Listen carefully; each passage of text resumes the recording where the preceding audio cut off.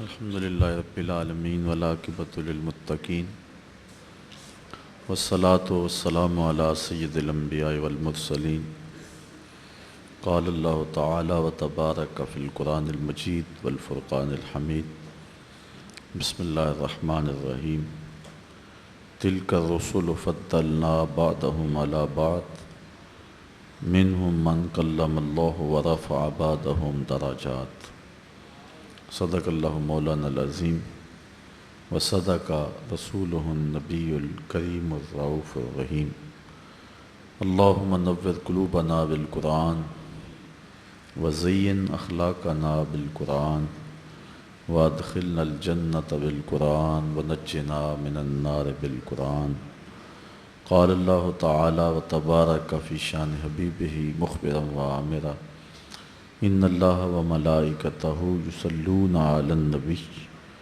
یا ایہا الذین آمنوا صلوا علیہ وسلموا تسلیما الصلاۃ والسلام علیک یا رسول اللہ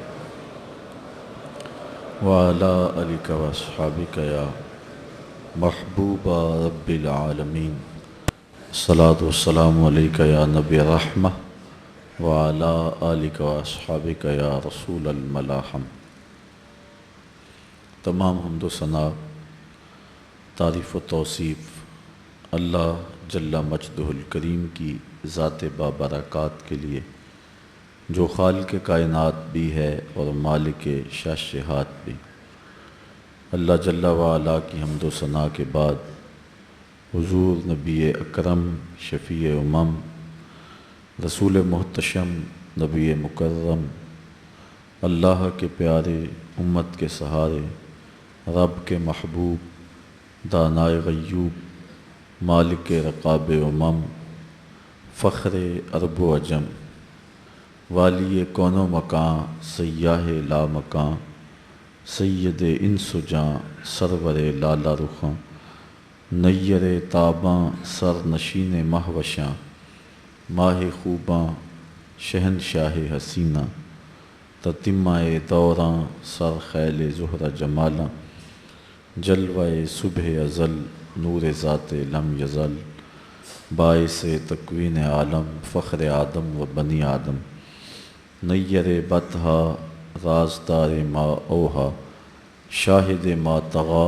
صاحب علم نشرہ معصوم آمنہ احمد مجتبیٰ حضرت محمد مصطفیٰ صلی اللہ علیہ وسلم کے حضور ناز میں اپنی عقیدتوں، ارادتوں، محبتوں اور نیازمندیوں کا خراج پیش کرنے کے بعد عالی مرتبت ذی وقار علماء کرام، حضرات سامعین، خواتین و حضرات، السلام علیکم ورحمۃ اللہ وبرکاتہ۔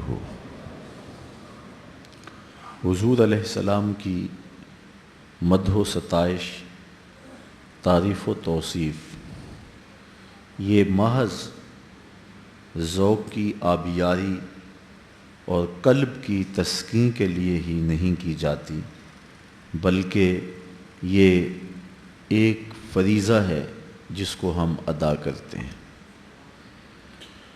اللہ تعالیٰ نے قرآن مجید میں اپنے محبوب کے اوصاف بیان فرمائے، حضور کے حسن کے قصیدے اور حضور علیہ السلام کی شان و عظمت کے بیان ارشاد کیے۔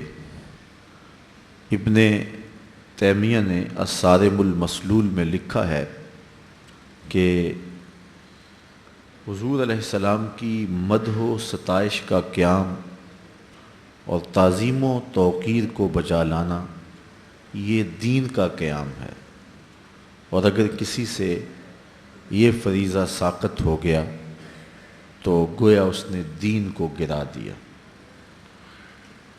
حضور نبی رحمت صلی اللہ علیہ وآلہ وسلم کے زمانہ انور میں حضور کی مدح و ستائش حضور کے سامنے کی گئی ہے، اور آقا کریم نے اس پر دعائیں دی ہیں۔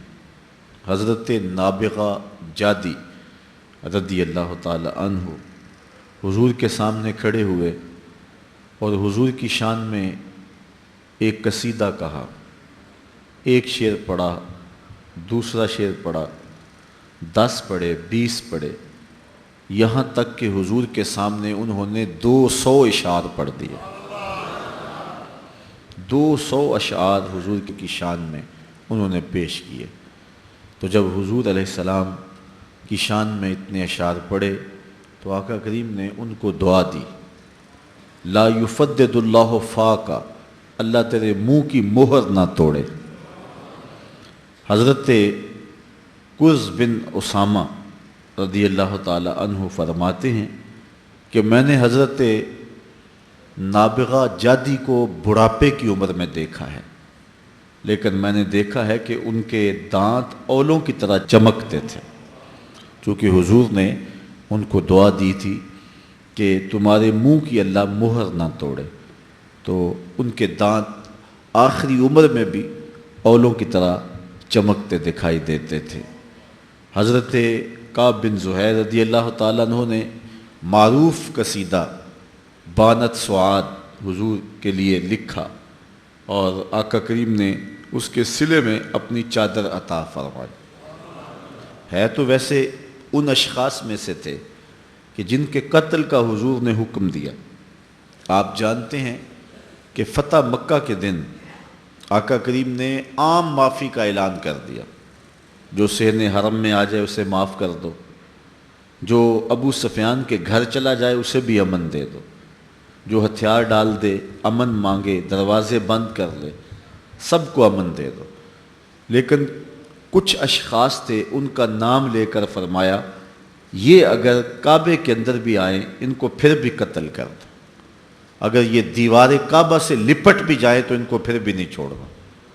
ان میں سے ایک کعب بن زہیر تھا۔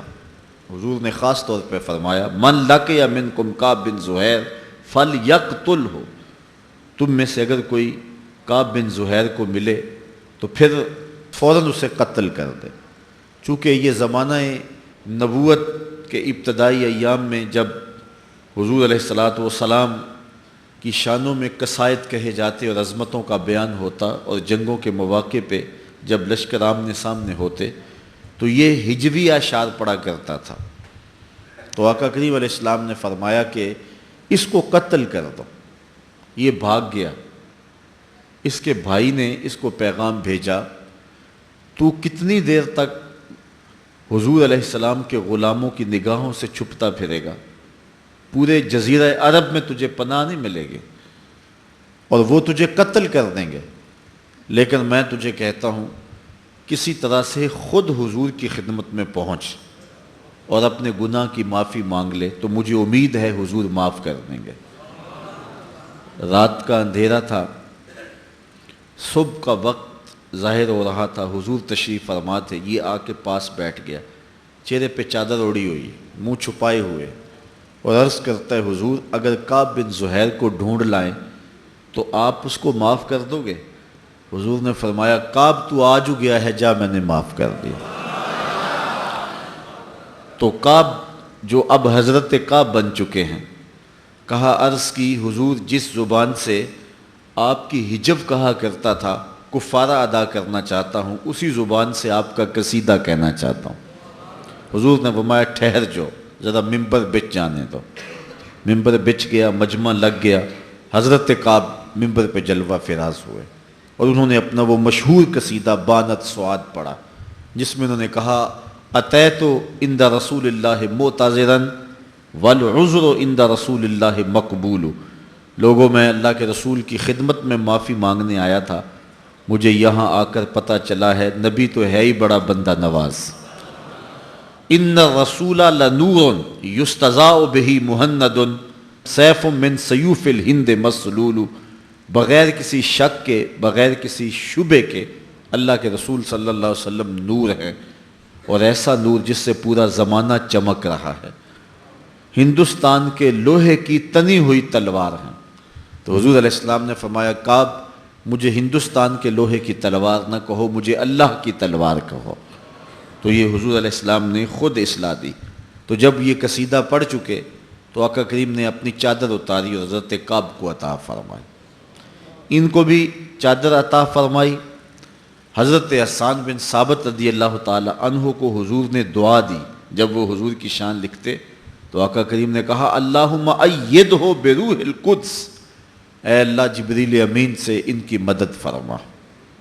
اسی طرح 34 لوگ تھے جو باقاعدہ حضور علیہ السلام کی حضور کے زمانے میں نعت خوانی کیا کرتے تھے اور حضور کے قصائد بیان کیا کرتے تھے۔ ویسے تو بہت سارے لوگ تھے، صحابی کی لبوں پر تذکرہ ہی حضور کا ہوا کرتا تھا، لیکن یہ خاص طور پہ حضور علیہ السلام کی مدح کیا کرتے تھے، اور حضور علیہ السلام کی مدح و ستائش کا سلسلہ حضور کے بعد بھی جاری ہے اور قیامت تک جاری رہے گا، بلکہ قیامت جب قائم ہوگی اور کائنات میں کسی کا ذکر باقی نہیں رہے گا، لیکن اللہ تعالیٰ جل شانہ اپنے محبوب پہ اس وقت بھی درود بھیج رہا ہوگا۔ اس لیے حضور کے ذکر کو علماء نے کہا کسی دور میں بھی فنا نہیں ہے۔ جب زبانیں جو ہے وہ بند ہو جائیں گی، جب اجسام موت کی آغوش میں چلے جائیں گے اور کائنات میں کوئی شخص نہیں ہوگا، تو اس وقت بھی حضور کے ذکر کا نغمہ موجود رہے گا اور آقا کریم علیہ السلام کا تذکرہ نور اس وقت بھی جاری رہے گا۔ کائنات میں حضور علیہ السلام کے ذکر کی یہ خوشبو کراں تا بکراں پھیلی ہوئی ہے، اور کائنات میں کوئی گوشہ ایسا نہیں ہے جہاں حضور کا ذکر اور حضور علیہ السلام کا نام نہ لیا جا رہا ہو۔ گو کوئی شخص بھی حضور علیہ السلام کی عظمتوں کو بیان کرنے کا حق ادا نہیں کر سکتا۔ یہ جس نے بھی حضور کی مدح میں لب کھولے ہیں، اس نے یہی کہا ہے کہ میں حق ادا نہیں کر سکا، لیکن سعادت مندی تو پا رہا ہوں۔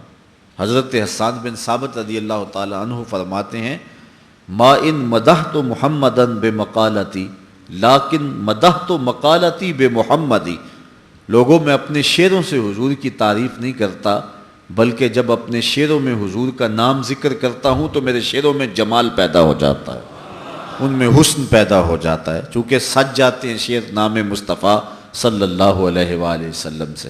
حضرت عمر بن عاص رضی اللہ تعالیٰ عنہ فرماتے ہیں، کہتے ہیں کہ اگر سوال کیا جائے کہ میں حضور علیہ السلام کی مدح و ستائش کروں، تو کہتے ہیں سچی بات یہ ہے کہ میں اس کی طاقت نہیں رکھتا ہے، اس لیے کہ اللہ تعالیٰ جل شانہ ہی محبوب کی عظمتوں اور محبوب کی شانوں کا جاننے والا ہے۔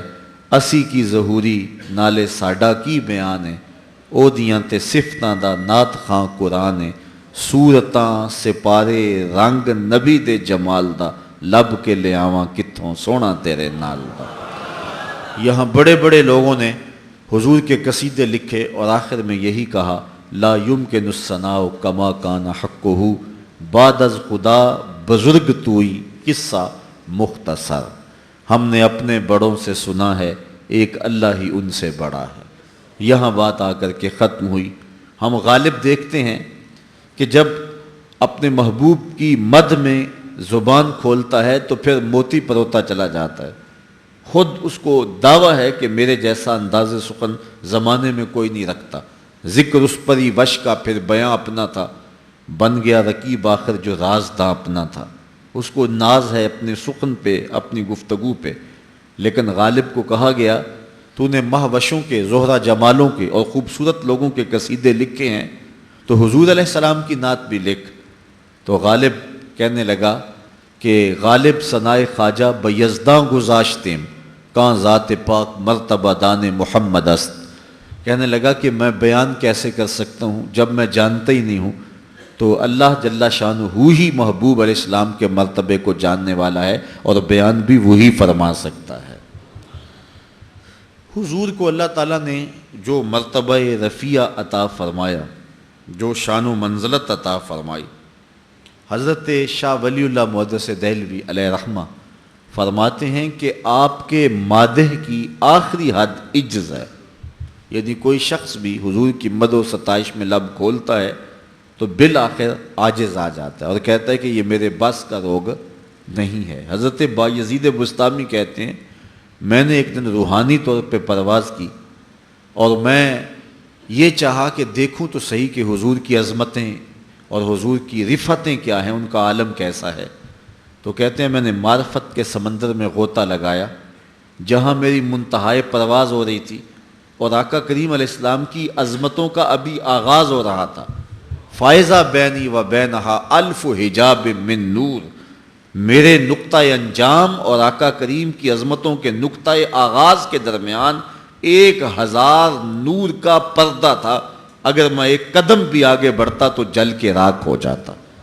یہ ولیوں کا امام حضرت بایزید بسطامی بیان فرما رہے ہیں، وہ بایزید بسطامی جن کو یحییٰ بن معین نے لکھا، حضرت اس شخص کی کیا شان ہے جس نے معرفت کے سمندر سے ایک جرعہ لیا، ایک گھونٹ پیا اور ایسا نشہ چڑھا کہ ابھی تک مستی نہیں اتر رہی۔ تو آپ نے جواب دیا، میاں تو اس کا حال پوچھتا ہے جس نے ایک گھونٹ پیا اور ابھی تک نشہ نہیں اتر رہا، تو اس کا حال کیوں نہیں پوچھ لیتا جو پورا سمندر پی گیا پھر بھی ہوش میں پھر رہا ہے۔ یہ حضرت بایزید بسطامی علیہ رحمہ کی ذات ہے، اور وہ فرماتے ہیں جہاں میری منتہائے پرواز تھی اور آقا کریم علیہ السلام کا بھی آغاز تھا، اس کے اور اس کے درمیان 1000 نور کا پردہ آ گیا۔ جس نبی کے نقطۂ آغاز تک نہیں پہنچ سکتا، اس نبی کی رفتوں کا اندازہ اور اس نبی کی عظمتوں کو ناپ تولنا یہ کس کے بس کا روگ ہو سکتا ہے؟ حضرت ابو الحسن رفاعی ایک بزرگ ہوئے ہیں، وہ کہتے ہیں میں نے ایک دن روحانی طور پہ پرواز کی، حتیٰ سعدت فی الفوقانیات، یہاں تک کہ بہت اونچا چلا گیا۔ جب بہت اونچا چلا گیا تو ایک عرش آیا، دوسرا آیا، تیسرا آیا، 7 لاکھ عرش عبور کر گیا۔ آواز آئی، ابو الحسن رفاعی کدھر آ رہے ہو؟ تو میں نے عرض کی مالک معراج کی رات جس عرش کی چھاتی پہ محبوب کے قدم آئے تھے میں اس عرش کی تلاش میں نکلا ہوں۔ تو آواز آئی، ارجع لا وصول لک، ابو الحسن رفاعی پلٹ جاؤ، تم کروڑوں سال بھی پرواز کرو لیکن جس عرش کی چھاتی پہ محبوب کے قدم آئے ہیں وہاں تمہارا خیال بھی نہیں پہنچ سکتا۔ جس کے قدم اتنے اونچے ہیں اس کا سر کتنا اونچا ہوگا؟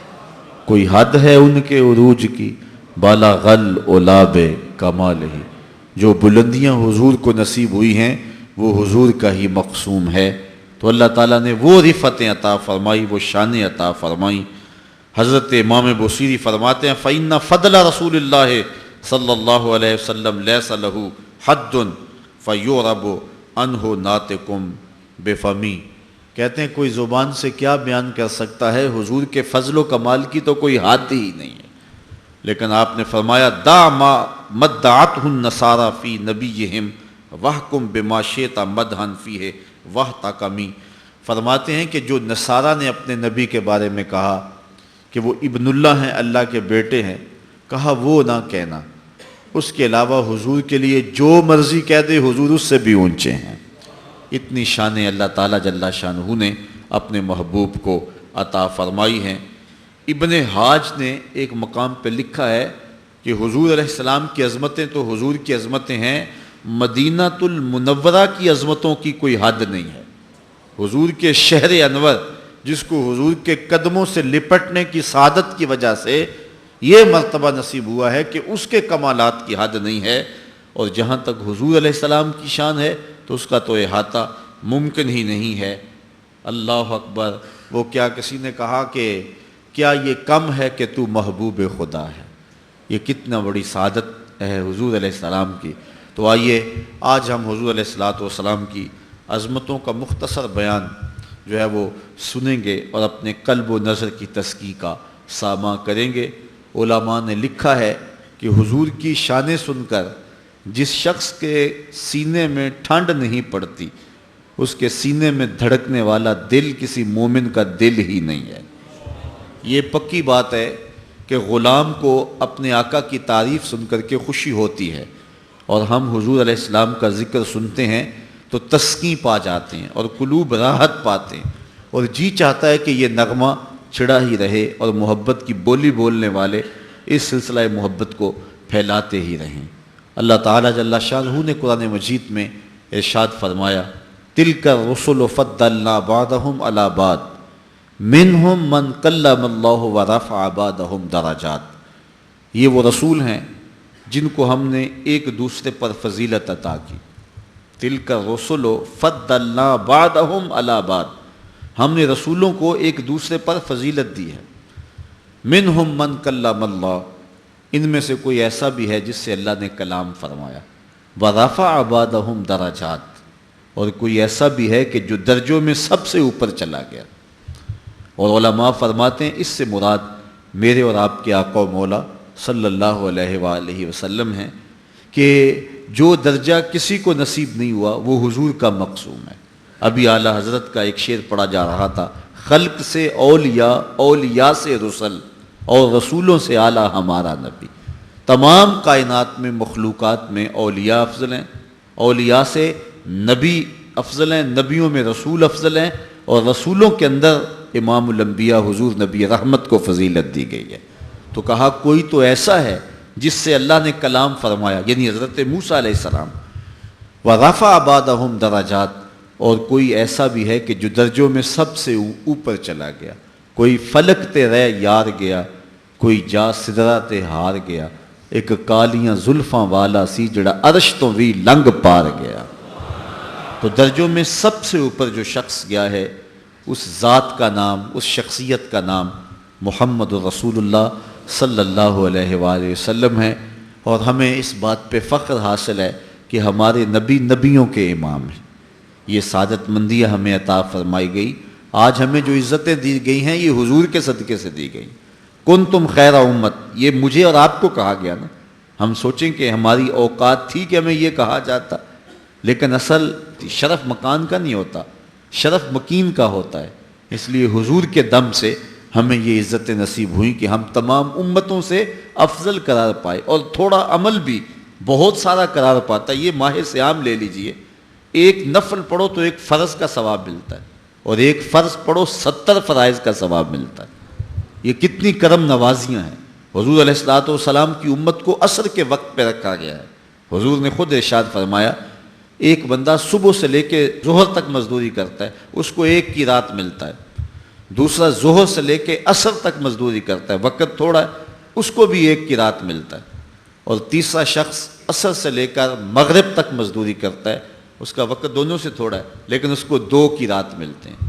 فرمایا پہلی مثال یہود کی ہے، دوسری مثال نصارہ کی ہے، اور تیسری مثال میری امت کی ہے کہ تھوڑے عمل پر بھی اجر بہت زیادہ رکھا گیا۔ اسی ماہ نور میں آنے والی بابرکت شب جسے لیلۃ القدر کے نام سے یاد کرتے ہیں، اس ایک رات کے بارے میں میرے رب نے کہا ہے کہ 1000 مہینے سے بہتر ہے۔ یہ اتنی عظمتیں دی گئی ہیں اس امت کو، یہ حضور کے صدقے عطا فرمائے گی۔ تو کہا یہ رسول ہیں، ہم نے ان کو ایک دوسرے کے اوپر فضیلت دی ہے۔ ان میں سے کوئی ایسا بھی ہے کہ جو اللہ سے کلام کرنے کا شرف پاتا ہے، لیکن ایسا بھی ہے جو درجوں اور فضیلتوں میں سب سے آگے چلا گیا ہے۔ حضور نبی رحمت صلی اللہ علیہ وسلم کی عظمتیں، حضور علیہ الصلوۃ والسلام کی رفعتیں، ان کا بیان چند ایک احادیث کی روشنی میں آپ کے سامنے رکھنا چاہوں گا۔ حضرت نبی رحمت صلی اللہ علیہ وسلم نے ارشاد فرمایا ان اللہ اصطفیٰ کنانہ من ولد اسماعیل واصطفیٰ قریش من کنانہ واصطفیٰ من قریش بنی ہاشم واصطفانی من بنی ہاشم۔ اللہ تعالیٰ جل شانہ نے اولاد اسماعیل میں سے کنانہ کو منتخب کیا، اور کنانہ سے قریش کا انتخاب کیا، اور قریش سے بنو ہاشم کا انتخاب کیا، اور بنو ہاشم سے میرا انتخاب کیا۔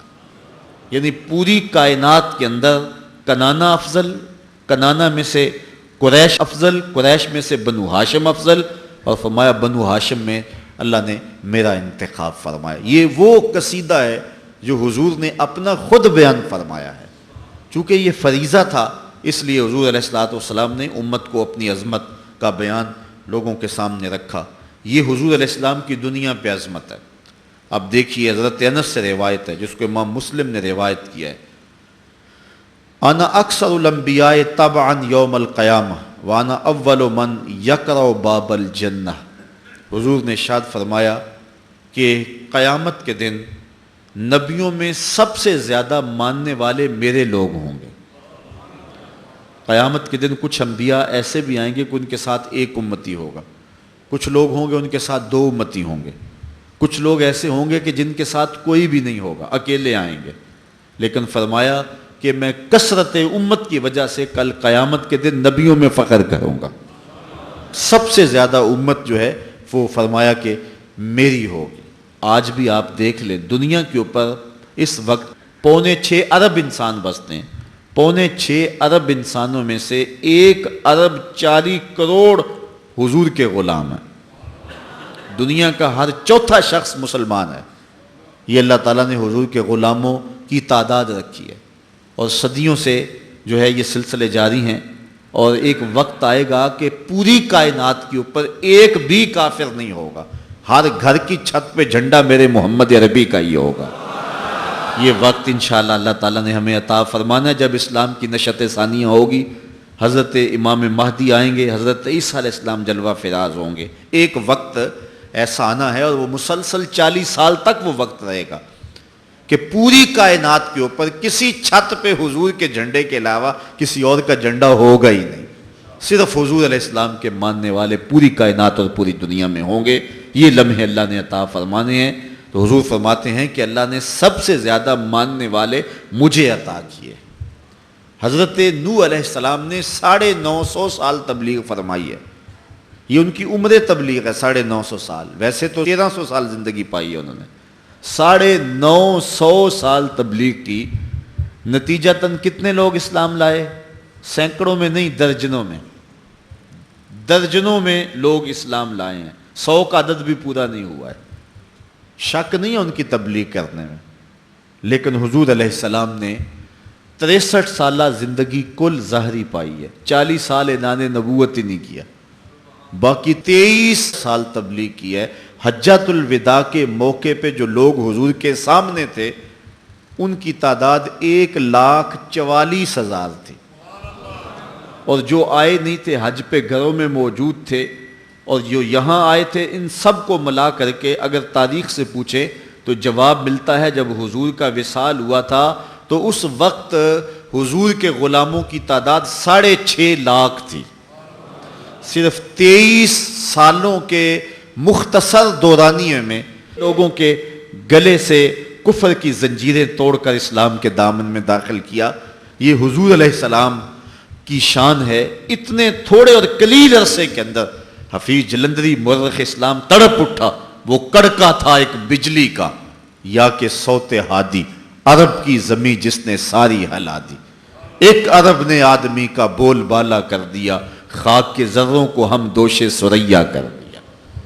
تو پھر بعد میں حضور کے غلاموں نے جس انداز سے پیغام حق کو پھیلایا، صحابہ نے، تابعین نے، تبع تابعین نے، ائمہ دین نے، مجتہدین نے، اولیاء نے، یہ دیکھ لیں بر صغیر پاک و ہند میں ایک عطائے رسول حضرت خواجہ معین الدین چشتی اجمیری نے 90 لاکھ کافروں کو کلمہ توحید پڑھایا۔ تو حضور علیہ السلام ارشاد فرماتے ہیں قیامت کے دن سب سے زیادہ میرے ماننے والے ہوں گے، بلکہ ارشاد فرمایا کل 120 صفحے ہوں گی۔ کتنی صفحے ہوں گی؟ 120۔ ان میں سے 40 صفحے حضرت آدم علیہ السلام سے لے کر حضرت عیسیٰ تک تمام نبیوں کی امتوں کی ہوں گی، اور 80 صفحے صرف میری امت کی ہوں گی۔ یہ حضور علیہ السلام کے ماننے والوں کی تعداد ہے جو اللہ تعالیٰ نے عطا فرمائی۔ وَأَنَا أَوَّلُ مَنْ يَقْرَعُ بَابَ الْجَنَّةِ، اور فرمایا کہ میں پہلا شخص ہوں جو جنت کا دروازہ کھٹکھٹاؤں گا۔ سب سے پہلے جنت کے دروازے پہ دستک میرا ہاتھ ہی دے گا، اور سب سے پہلے در جنت میں ہی کھولوں گا۔ حضرت جابر رضی اللہ تعالی عنہ روایت کرتے ہیں قال قال رسول اللہ صلی اللہ علیہ وسلم اوتیت خمسا لم یؤتہن احد قبلی، حضور نے فرمایا مجھے 5 چیزیں دی گئی ہیں جو میرے علاوہ کسی کو نہیں دی گئیں، میرے سے قبل میرے علاوہ کسی کو نہیں دی گئی، وہ 5 چیزیں مجھے عطا کی گئیں۔ وہ کون سی ہیں؟ نصرت بالرعب مسیرۃ شہر، مجھے اللہ تعالیٰ نے رعب کی شان عطا کی ہے، میں 1 مہینے کی مسافت ہوتا ہوں کہ دشمن کے دل میں میرا رعب پیدا ہو جاتا ہے۔ کتنی جنگیں ایسی ہوئی ہیں، کتنے غزوات ایسے ہوئے ہیں کہ حضور علیہ السلام اپنے صحابہ کو لے کے نکلے، کافر پہلے ہی بھاگ گئے، میدان چھوڑ کے بھاگ گئے۔ یہ جو مال فہ ہے یہ ایسی ہی جنگوں سے ملتا تھا جس جنگ میں کافر جو ہیں وہ لڑنے کے لیے جو ہے وہ تیار نہ ہو سکتے تھے اور پہلے ہی بھاگ جاتے تھے۔ تو اس مال کو جو مال چھوڑ کے بھاگتے تھے مال فے کہتے ہیں، جو لڑائی کے بعد مال ہاتھ آئے اس کو مال غنیمت کہتے ہیں۔ یہ باغ فدق مال فے سے تھا، یہ جو ہے وہ لڑائی کے نتیجے کے اندر نہیں ملا تھا۔ تو اس طرح حضور علیہ السلام کو یہ شان عطا فرمائی کہ ایک مہینے کی مسافت پر ہوں تو لوگوں کے دلوں کے اندر رو پڑ جاتا ہے۔ دوسری بات کہ اللہ نے میرے لیے پوری روئے زمین کو مسجد بنا دیا اور طاہر بنا دیا، اس سے تیمم کیا جا سکتا ہے، پاک کر دیا۔ جس کو جہاں وقت ملے اور جہاں بھی وہ ہو تو نماز کا وقت پالے تو وہ وہاں نماز پڑھ سکتا ہے۔ اب یہ صرف حضور کی امت کو شان دی گئی ہے، اور یہ حضور کے قدموں کی برکت سے ہوا ہے کہ پوری دھرتی پاک کر دی گئی، ورنہ یہودی کو بھی عبادت کے لیے اپنی عبادت گاہ میں جانا پڑتا ہے، اپنے معبد میں جانا پڑتا ہے، عیسائی کو اپنے گرجا گھر میں جانا پڑتا ہے۔ آپ دیکھ لیں جتنے بھی ادیان ہیں، جتنے بھی مذاہب ہیں، ان کو عبادت کے لیے معبد میں، اپنے گرجا گاہ میں، اپنے کنیسہ میں اور اپنی عبادت گاہ میں جانا پڑتا ہے۔ لیکن حضور علیہ السلام کے قدموں کے طفیل پوری کائنات اور دھرتی کو یوں پاک کر دیا گیا۔ آپ کھیتوں میں کام کر رہے ہیں، نماز کا وقت ہو گیا، وہی مصلی بچھا کے نماز پڑھنے لگ جائیں، پوری دھرتی کو حضور کے قدموں کا صدقہ پاک کر دیا گیا ہے۔ یہ شان حضور فرمایا مجھے دی گئی ہے اور میرے علاوہ کسی اور کو نہیں دی گئی۔ تیسری بات، وَأُحِلَّتْ لِيَ الْغَنَائِمُ وَلَا تَحِلُّ لِأَحَدٍ قَبْلِي، میرے اوپر مال غنیمت حلال کیا گیا ہے اور میرے علاوہ کسی پر یہ مال حلال نہیں کیا گیا تھا۔ تو یہ حضور علیہ السلام کا تیسرا خاصہ ہے جو حضور کو عطا کیا گیا۔ چوتھی چیز، وَأُوتِيتُ الشَّفَاعَةَ، اللہ تعالیٰ نے مجھے شفاعت کا حق دے دیا ہے۔ اب یہاں سنو، تمہیں ٹھنڈ پڑ جائے گی، ویسے تو ماشاءاللہ اتنی کثرت کے باوجود حال میں ویسے ٹھنڈک ہے، لیکن یہ جملہ جب سنیں گے تو ٹھنڈ جو ہے وہ روح تک اترے گی۔ حضور علیہ السلام نے ارشاد فرمایا، اللہ تعالیٰ نے ہر نبی کو دعا کا کوٹا دیا ہے، ایسی دعا کا جو بہر صورت قبول ہوگی۔ ایک دعا ایسی دی ہے جو کسی صورت میں بھی رد نہیں ہوگی، ہر صورت میں قبول ہوگی۔ ہر نبی کو اللہ تعالیٰ نے ایک ایسی دعا عطا فرمائی ہے، اور ہر نبی نے دعا کا وہ حق دنیا پہ استعمال کر لیا۔ نبی نے وہ دعا مانگ لی اپنی امت کے لیے، اپنی قوم کے لیے، اپنے لیے۔ جو دعا کا خاص حق دیا گیا تھا ہر نبی نے وہ حق استعمال کر لیا۔ حضور فرماتے ہیں کہ اللہ نے وہ حق مجھے بھی دیا لیکن میں نے استعمال نہیں کیا، میں نے قیامت کے دن کے لیے بچا کے رکھا ہوا ہے۔ دنیا کے اوپر امت سہلے تکلیفیں، دکھ برداشت کر لے، مصیبتیں دیکھ لے، سب کچھ ہو، لیکن فرمایا میں نے حق قیامت کے لیے بچا کے رکھا ہے، میں شفاعت کر کے اس حق کے ذریعے سے امت کو جنت میں لے کے جاؤں۔ اللہ اکبر۔ اب دیکھیے کیسا پھر منظر ہوگا، اعلیٰ حضرت کا انداز دیکھیے، پیش حق مجدہ شفاعت کا سناتے جائیں گے، آپ روتے جائیں گے، سب کو ہنساتے جائیں گے۔ وسعتیں دی ہیں خدا نے دامن محبوب کو، جرم کھلتے جائیں گے اور وہ چھپاتے جائیں گے۔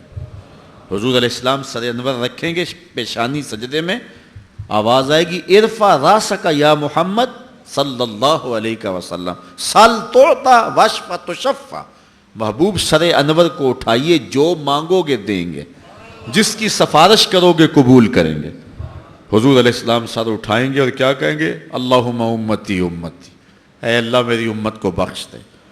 اللہ تعالیٰ جل شانہ ارشاد فرمائے گا کہ محبوب جس کے سینے میں رائی کے دانے کے برابر بھی ایمان ہے میں نے اس کو بھی بخشا۔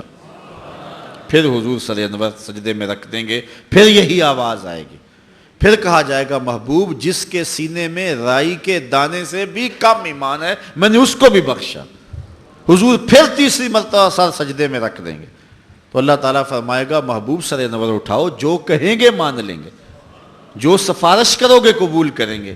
تو حضور پھر کہیں گے اللہم امتی امتی، تو اللہ تعالیٰ فرمائے گا محبوب جس کے سینے میں رائی کے دانے سے کم، اس سے بھی کم، اس سے بھی کم ایمان ہے میں نے اس کو بھی بخشا۔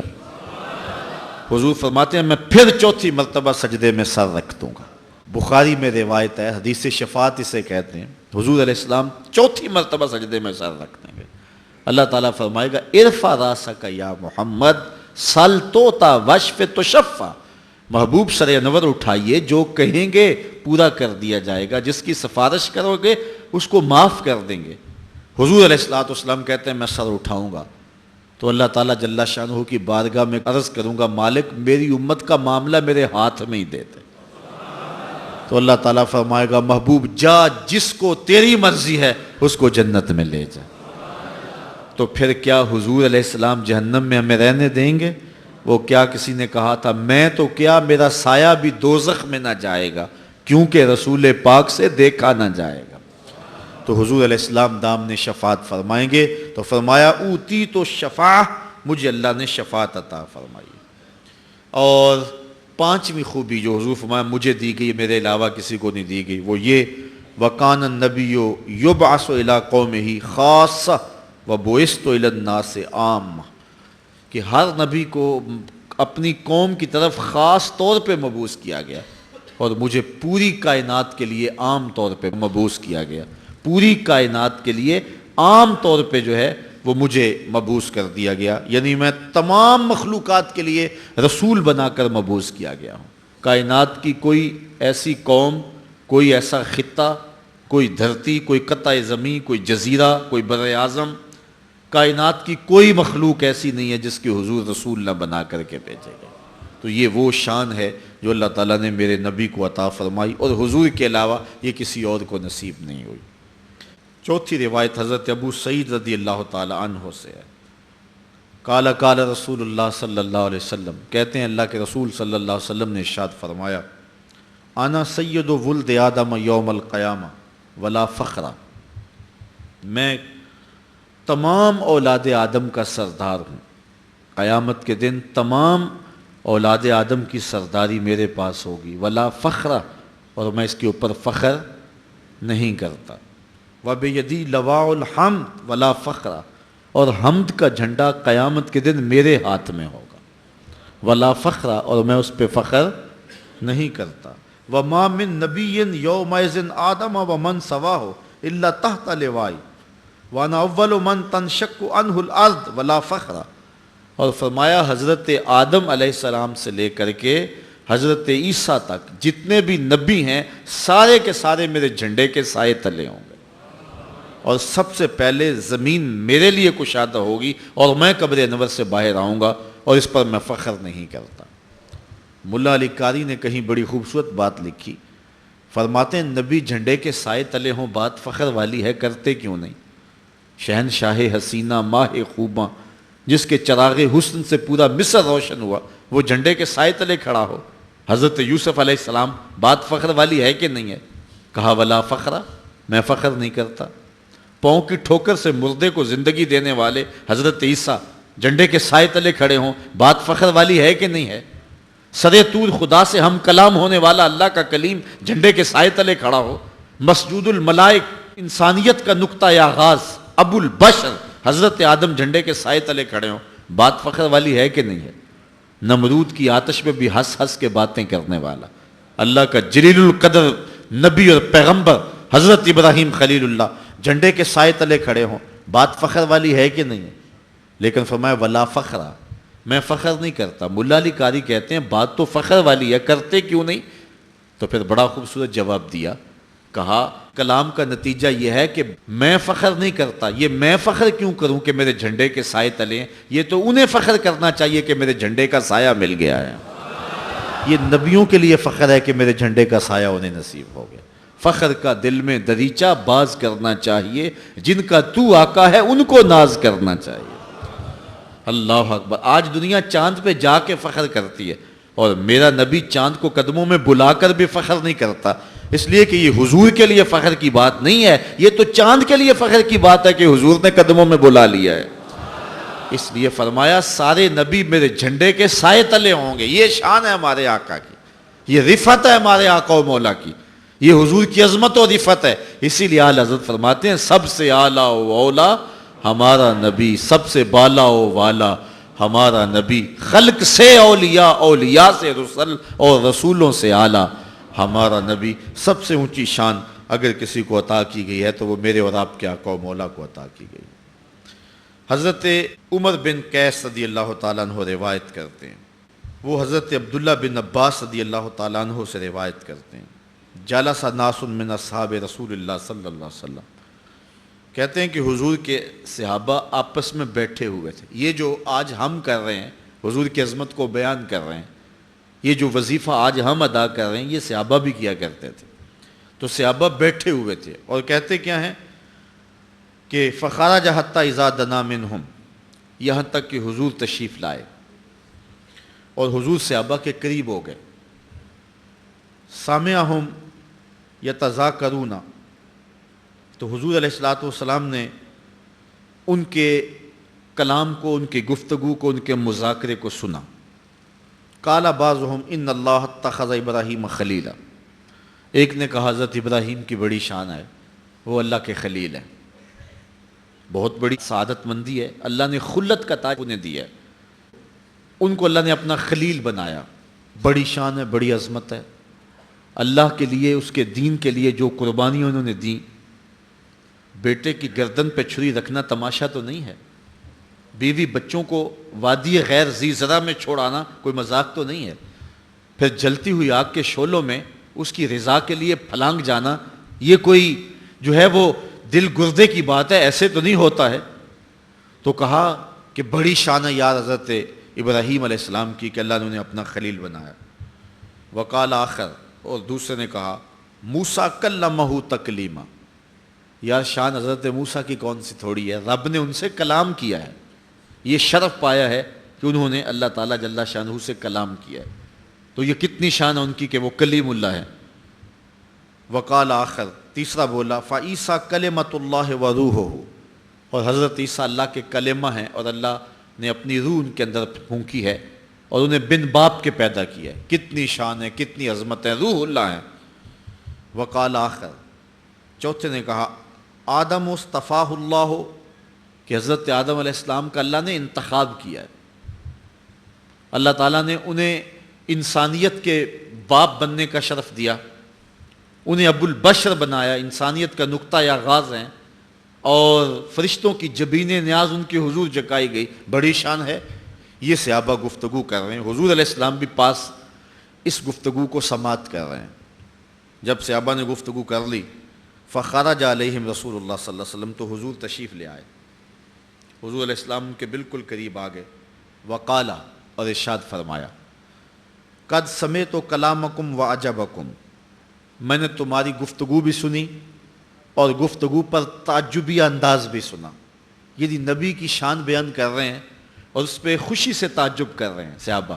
یار کیا شان ہے حضرت ابراہیم کی، کیا عظمت ہے حضرت موسیٰ علیہ السلام کی، یہ جو تعجب تھا. تو کہا میں نے تمہارا کلام بھی سنا اور تمہارا تعجب کرنا بھی سنا. تو یہ ہے کہ نبی کی شان بھی بیان کی جائے اور اس پر یہ انداز ہو کہ یار کیا شان ہے، کیا شان مدینے والے دے. یہ عظمت، یہ انداز، یہ طرز تکلم یہ صحابہ کا رہا ہے. تو حضور نے فرمایا کہ میں نے سمعت کلامکم وعجبکم، تمہارا کلام کرنا بھی سنا اور ان شانوں پر تمہارا تعجب کرنا بھی سنا. اور پھر فرمایا ان ابراہیم خلیل اللہ، بے شک ابراہیم اللہ کے خلیل ہیں. تم نے جو کہا واقعی وہ اللہ کے خلیل ہیں. ہوا کذالک، ایسے ہی ہے، اس میں کوئی شک نہیں ہے. وہ موسیٰ نجی اللہ، تم نے کہا کہ موسیٰ نجی اللہ ہیں. وہ ہوا کذالک، ایسے ہی ہے. وہ عیسیٰ روحہ و کلمتہ وہ ہوا کذالک، تم نے حضرت عیسیٰ کے بارے میں کہا کہ وہ روح اللہ ہیں اور کلمت اللہ ہیں. ہوا کذالک، ایسے ہی ہے. وہ آدم اصطفاہ اللہ وہ ہوا کذالک، تم نے کہا حضرت آدم کا اللہ نے انتخاب کیا ہے. بالکل ایسے ہی ہے. یہ حضور نے بیان فرمایا جو تم نے نبیوں کے بارے میں کہا سچ کہا، تمہارا کلام بھی سنا، تمہارا تعجب کرنا بھی سنا. بالکل ایسے ہے، اللہ نے انہیں بڑی شانیں دی ہیں. لیکن پھر حضور نے فرمایا الا وانا حبیب اللہ، اور صحابہ سن لو میں اللہ کا حبیب ہوں. ولا فخرہ، اور میں اس پہ فخر نہیں کرتا. وانا حامل لواء الحمد یوم القیامہ، میں قیامت کے دن حمد کا جھنڈا اٹھانے والا ہوں گا. اور آگے فرمایا تحتہ آدم فمن دونہ آدم علیہ السلام ان کے علاوہ جتنے بھی نبی ہیں جن کا تم ذکر کر رہے تھے، یہ سارے کے سارے میرے جھنڈے کے سائے تلے ہوں گے۔ ولا فخر، اور میں اس پہ فخر نہیں کرتا۔ وانا اول شافعین و اول مشفعین یوم القیامہ، قیامت کے دن سب سے پہلے شفاعت بھی میں کروں گا، اور قیامت کے دن سب سے پہلے سفارش قبول بھی میری ہوگی۔ ولا فخر، اور میں اس پہ فخر نہیں کرتا۔ وَأَنَا أَوَّلُ مَنْ يُحَرِّكُ هِلَكَ الْجَنَّةِ فَيَفْتَحُ اللَّهُ لِي، سب سے پہلے جنت کی کنڈی میں جنبش دوں گا، اس کو میں ہلاؤں گا، اللہ اس کو میرے لیے کھولے گا۔ فَيُدْخِلْنِهَا، تو اللہ تعالیٰ مجھے اس میں داخل فرمائے گا۔ وَمَعِي فُقَرَاءُ الْمُؤْمِنِينَ، اور میرے ساتھ فقیر درویش اور جو ہے وہ غریب مومن ہوں گے۔ ولا فخر، اور میں اس پہ فخر نہیں کرتا۔ وَأَنَا أَكْرَمُ الْأَوَّلِينَ وَالْآخِرِينَ عَلَى اللَّهِ، اور میں اللہ کے ہاں جو پچھلے گزر گئے ہیں ان میں سے بھی افضل ہوں، اور جو آنے والے ہیں میں ان میں سے بھی افضل ہوں۔ ولا فخر، اور لیکن اس پر میں فخر نہیں کرتا۔ یہ ہیں شانیں، یہ ہیں عظمتیں جو میرے اور آپ کے آقا و مولا کو اللہ تعالیٰ نے عطا فرمائی ہیں۔ گو ساری زندگی بھی اس عنوان سے لگے رہیں، اور کتنے لوگ ہیں کہ کب سے حضور کی عظمت کے قصیدے لکھ رہے ہیں، لیکن حق کوئی بھی ادا نہیں کر سکا۔ اللہ نے زندگی دی تو کل 14 اگست ہے، کل جب آپ تشریف لائیں گے تو کل کی گفتگو کا عنوان ہوگا پاکستان میرا پاکستان۔ یہ ایک اہم عنوان ہے، اور اس وقت اس عنوان سے گفتگو کرنے کی ضرورت بھی انتہائی شدید ہے۔ اس میں ضرور شامل ہوئیے گا، بلکہ بہت سارے لوگوں کو، نوجوان نسل کو بالخصوص ضرور لے کر کے آئیے گا۔ دوسرا یہ ہے کہ اگر موسم میں ایسا تغیر پیدا ہو جائے کہ جس کا ہم مقابلہ نہ کر سکیں تو وہ ایک امر آخر ہے، لیکن اگر بارش والا بھی موسم ہو گیا تو پھر بھی کوئی بات نہیں ہے۔ ہم یہ موسم گرمی کا موسم ہے، اور آج کل کی بارش جو ہے وہ لطف دیتی ہے، اس سے پریشانی والی بات کوئی نہیں ہوتی۔ تو کل جب ہم یہاں سے پروگرام ختم کریں گے تو یہاں سے لے کر کے شہر کے اندر تک ہم اکٹھے چلیں گے ایک جلوس کی صورت کے اندر۔ کل ہر شخص جب آئے تو ساتھ ایک ایک جھنڈا ضرور لیے آئے، اور انشاءاللہ یہ پاکستان کے ساتھ محبت کا ثبوت فراہم کرتے ہوئے ہم کل ایک عظیم الشان پاکستان زندہ باد ریلی بھی یہاں سے نکالیں گے۔ چونکہ مجمع پہلے ہی ہوگا اور یہاں سے جانا تو ہے ہی سب نے گھروں کو، تو ایک دم نکلیں گے اور ہم کسی مرکزی چوک تک وہ منتظمین جو بھی فیصلہ کریں گے راستے کے اعتبار سے تو انشاءاللہ وہاں پہنچیں گے۔ کل آپ لوگ جو ہیں وہ ذوق و جذبہ کے ساتھ پاکستان کی محبت کے ساتھ سرشار ہو کر کے تشریف لائیں گے۔ اللہ مجھے آپ کو اپنی رحمتوں کا نور عطا فرمائے۔ آفاق کے ہر ہر گوشے میں قرآن سنا کر دم لینا، اب رکنا نہیں، اب تھمنا نہیں، فردوس میں جا کر دم لینا، آفاق کے ہر ہر گوشے میں قرآن سنا کر دم لینا، اب رکنا نہیں، اب تھمنا نہیں۔ الحمدللہ رب العالمین والعاقبۃ للمتقین، والصلاة والسلام علی سید الانبیاء والمرسلین۔ قال اللہ تعالی وتبارک فی القرآن المجید والفرقان الحمید۔ بسم اللہ الرحمن الرحیم۔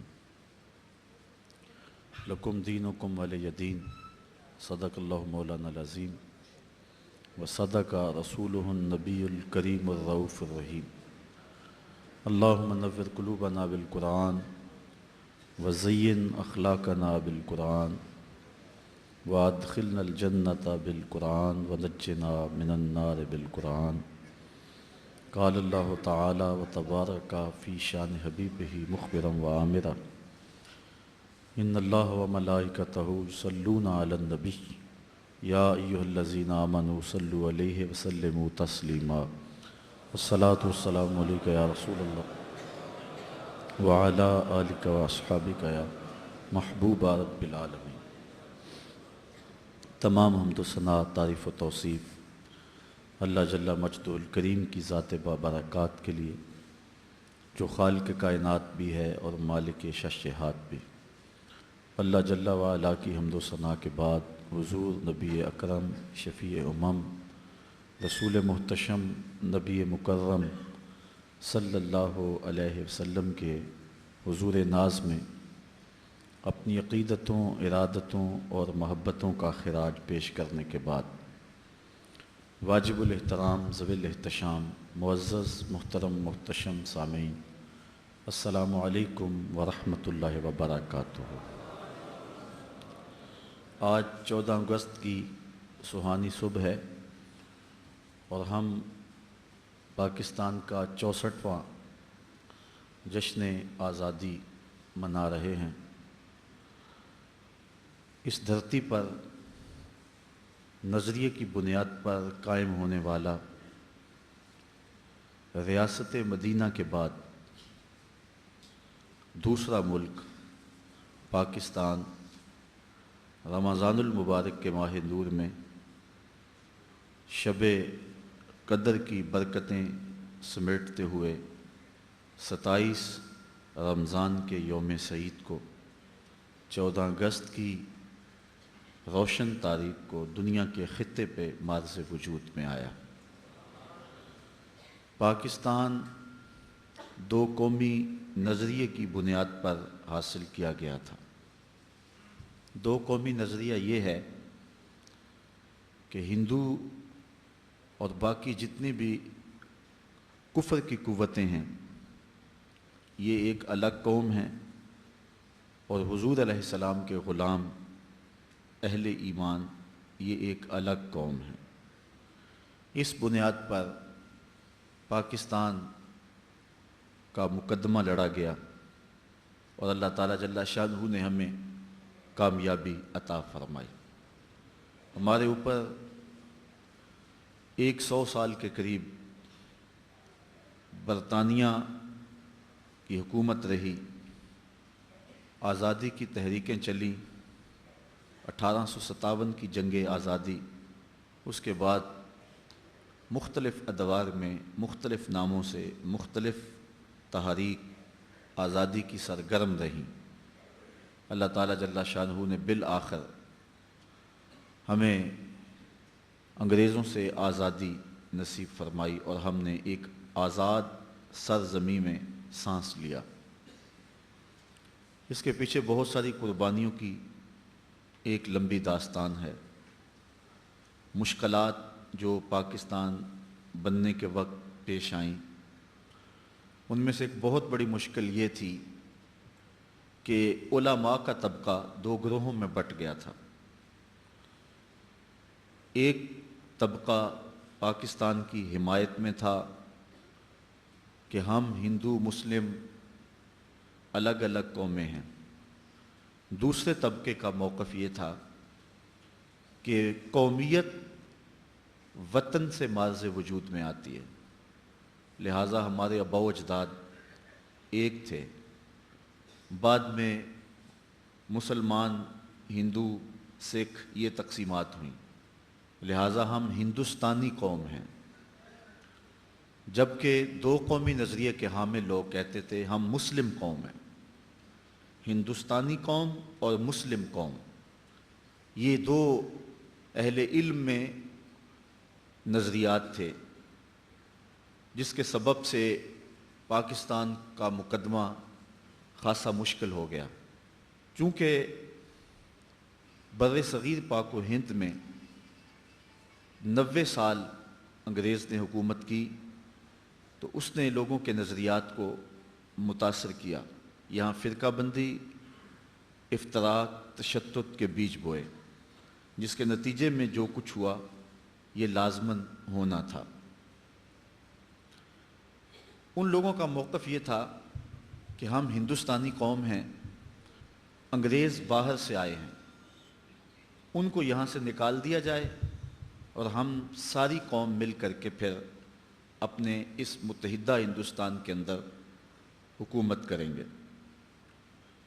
لیکن دو قومی نظریے کے حاملین یہ کہتے تھے کہ جس طرح انگریز ایک الگ قوم ہیں، اس طرح ہندو اور دیگر قومیں بھی ہمارے سے کوئی تعلق نہیں رکھتی ہیں۔ آپ اگر تاریخ کا مطالعہ کریں تو پہلے قائد اعظم محمد علی جناح بھی ہندو مسلم اتحاد کے سفیر مانے جاتے تھے۔ ان کو تبدیل کیا ہے علامہ اقبال علیہ رحمہ نے۔ لیکن اگر آپ 1905 سے پہلے چلے جائیں تو علامہ اقبال کا نظریہ بھی یہی تھا، سارے جہاں سے اچھا ہندوستان ہمارا، ہم بلبلے ہیں اس کی یہ گل سے تاں ہمارا۔ وہ یہ بات کہتے تھے، لیکن پھر اس کے بعد ان میں تبدیلی آئی اور انہوں نے اپنے انداز اور تیور کو بدلا، اور انہوں نے پہلے ترانہ ہندی میں کہا تھا جو آج انڈیا کا قومی ترانہ ہے، سارے جہاں سے اچھا ہندوستان ہمارا۔ تو اقبال نے پھر تیور بدلا اور پچھلے موقف سے رجوع کی اور پھر کہا چین و عرب ہمارا، ہندوستان ہمارا، مسلم ہے ہم، وطن ہے سارا جہاں ہمارا۔ یہ اقبال کے اندر تبدیلی آئی۔ انہوں نے پوری طرح سے حالات کا جائزہ لیا، بالخصوص حضرت شیخ مجدد الفسانی علیہ رحمہ کے مکتوبات کو پڑھا۔ سب سے پہلے بر صغیر پاک و ہند میں دو قومی نظریے کی بنیاد شیخ مجدد الفسانی علیہ رحمہ نے رکھی تھی، اور انہوں نے برملا کہا تھا بادشاہ بے دین است اعتبار ندارت، ملت ما جداگانہ است۔ تو اس بنیاد پر اقبال کھڑا ہوتا ہے اور پھر دو قومی نظریے کی ترویج اور اشاعت اپنا فریضہ سمجھتا ہے۔ اقبال کی پھر متعدد نظمیں ہیں جس میں انہوں نے دو قومی نظریے کو اجاگر کیا۔ اس دور میں اور ہے جام اور ہے جم اور، تہذیب کے آذر نے ترشوائے صنم اور، ان تازہ خداؤں میں بڑا سب سے وطن ہے، جو پیرہن اس کا ہے وہ مذہب کا کفن ہے۔ یہ بت کے تراشیدہ تہذیب نوی ہے، غارت گرے کاشانہ دین نبوی ہے، بازو تیرا توحید کی قوت سے قوی ہے، اسلام تیرا دیس ہے تو مصطفی ہے۔ پھر لہجہ تبدیل ہو گیا، بلکہ اقبال کے جو اپنے قریبی دوست تھے انہوں نے کہا تجھے کیا ہو گیا؟ کل تو وطن ہندوستان کی محبت کے گیت گاتا تھا، آج تیرے لہجے میں تبدیلی آ گئی۔ تو انہوں نے جو کہا، اقبال نے نظم کیا کہ ہندی ہوئے پہ ناز جسے کل تک تھا حجازی بن بیٹھا۔ انہوں نے جو بات کہی، ہندی ہوئے پہ ناز جسے کل تک تھا حجازی بن بیٹھا، اپنی محفل کا ہے رند پرانا آج نمازی بن بیٹھا۔ اے مطرب تیرے ترانوں میں اب اگلی سی وہ بات نہیں، وہ تازگی تخیل نہیں، بے ساختگی جذبات نہیں، محمل میں چھپا ہے کیسے حزین، دیوانہ کوئی صحرا میں نہیں، پیغام جنوں جو لایا تھا اقبال وہ اب دنیا میں نہیں۔ کہا وہ اقبال فوت ہو چکا ہے، یہ نیا اقبال جنم پا چکا ہے جو دو قومی نظریے کی بات کرتا ہے۔ اور اقبال نے پھر اس پہ پیرا دیا، قائد اعظم کو اس حقیقت کی طرف بلایا، اور پھر انہوں نے بھی 2 مارچ 1945 میں پشاور میں ایک جلسہ عام میں خطاب کرتے ہوئے قائد اعظم محمد علی جناح نے فرمایا کہ جس طرح ہمارا انگریزوں سے کوئی تعلق نہیں، اسی طرح ہمارا ہندوؤں سے بھی کوئی تعلق نہیں ہے، اور یہ آپس میں متحد بھی ہو جائیں پھر بھی ہماری ان دونوں کے ساتھ جنگ رہے گی، اور ایک الگ مملکت اور الگ وطن کا مطالبہ کیا۔ ممبر و محراب پر ایک بھونچال آ گیا، قائد اعظم کو کافر اعظم کہا گیا۔ بالکل آپ کے قرب میں پسرور میں ایک جلسہ ہوا، وہاں کہا گیا کہ پاکستان کیا پاکستان کی پے بھی نہیں بنے گی، بلکہ قائد اعظم کا نام چونکہ محمد علی ہے، ان کی بہن کا نام فاطمہ ہے، تو کہا گیا کہ یہ شیعہ ہے۔ تو قائد اعظم محمد علی جناح کو کسی نے کہا کہ وہ کہتے ہیں کہ یہ شیعہ ہے، تو قائد اعظم نے مسکراتے ہوئے کہا چلو گاندھی کو ووٹ دے دے، وہ تو سنی ہے۔ تو اس طرح آپ نے ان کی ان باتوں کا رد کیا۔ مسجد خیر الدین کے ممبر پہ گاندھی کو بٹھایا گیا، یہ ہماری تاریخ کا المیہ ہے، اور جو ہے وہ بہت کچھ ہوا۔ علامہ اقبال 1938 میں زندگی اور موت کی کشمکش میں تھے، لیکن انہوں نے اس نظریے کی تبلیغ اس وقت بھی نہیں چھوڑا۔ حسین احمد مدنی ٹانڈوی کے نام آپ کے جو مکتوب ہیں اور جو آپ کا مکالمہ اور مناظرہ ہوا ہے وہ تاریخ کے اوراق میں موجود ہے۔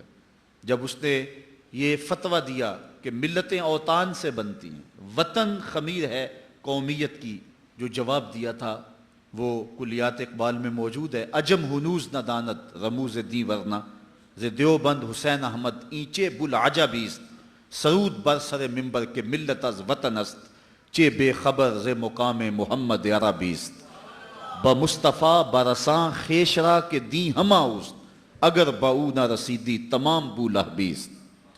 اقبال نے کہا تھا کہ میں تو سمجھا تھا کہ یہ قرآن و حدیث پڑھنے اور پڑھانے والے دین کے مزاج سے آشنا ہوں گے، لیکن یہ جو دیوبند سے فتویٰ داغا گیا ہے کہ ملتیں اوطان سے بنتی ہیں، اس سے سمجھ آ گئی کہ ان لوگوں کو ابھی حضور کے مقام سے خبر ہی نہیں ہوئی ہے۔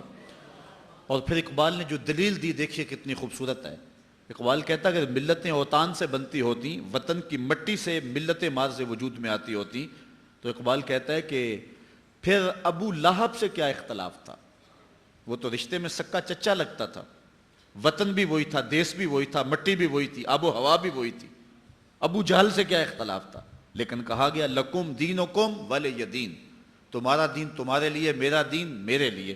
تو یہ دو قومیتیں جو الگ الگ جو ہے وہ مرز وجود میں آئیں، یہ وطن کی بنیاد پر نہیں آئی تھیں، یہ دین اور اعتقاد کی بنیاد پر مرز وجود میں آئیں۔ ایک طرف سکا چچا ہے، اس کو کہا تیرا میرے سے کوئی تعلق نہیں، اور دوسری طرف فارس سے آیا سلمان فارسی، سینے سے لگایا، کہا سلمان و منا اہل البیت، لوگوں سن لو سلمان میرے اہل بیت سے ہے۔ اس کا نسب اور تھا، اس کا رنگ اور تھا۔ بمبئی میں قائد اعظم خطاب کر رہے تھے، ایک ہندو صحافی اٹھ کے کھڑا ہو گیا، اس نے کہا آپ دو قومی نظریے کی بات کرتے ہیں، ہندوستان کو تقسیم کر رہے ہیں، ہمارے ابا و اجداد ایک تھے، بعد میں کچھ لوگ آئے عرب سے، انہوں نے ان کے نظریات بدل دیے اور وہ مسلمان ہو گئے، لیکن ہمارے باپ دادا پر دادا تو ایک ہی ہیں، لہٰذا آپ ہم کو تقسیم کر رہے ہیں، خون تقسیم کر رہے ہیں، وطن تقسیم کر رہے ہیں، مٹی تقسیم کر رہے ہیں۔ اس نے بڑے زوردار لہجے میں قائد اعظم سے گفتگو کی۔ اللہ تعالیٰ نے شخص کو بڑی بصیرتیں عطا فرمائی تھی، اور اللہ تعالیٰ جل شانہ نے پھر ان کے ذریعے یہ ایک بہت بڑا کام لیا۔ لوگ کہتے تھے دیوانے کا خواب ہے، ہو ہی نہیں سکے گا، لیکن پھر اللہ تعالیٰ نے کر کے دکھایا۔ تو قائد اعظم نے خاموشی اختیار کی، کوئی جواب نہیں دیا اس کا۔ تھوڑی دیر کے بعد کہا مجھے پیاس لگی ہے، تو کسی شخص نے جو ہے وہ پانی پیش کیا، تو انہوں نے 2 گھونٹ پانی لیا، پھر اس کے بعد رکھ دیا، اور اس صحافی کو جس نے اعتراض کیا تھا کہا آپ بڑے غصے میں تھے، بڑے گرم تھے، یہ لو پانی پی لو ذرا ٹھنڈے ہو جاؤ۔ وہ کہنے لگا میں پیوں ایک مسلے کا جوٹا؟ تو قائد اعظم نے کوئی جواب دینے کی بجائے اسی اجتماع میں ایک ترکی نسل نوجوان بیٹھا ہوا تھا جس نے ترکی ٹوپی پہنی ہوئی تھی، اس کو کہا میاں یہ پانی پی لو۔ وہ اٹھا اور پورا گلاس گٹا گٹ پی گیا۔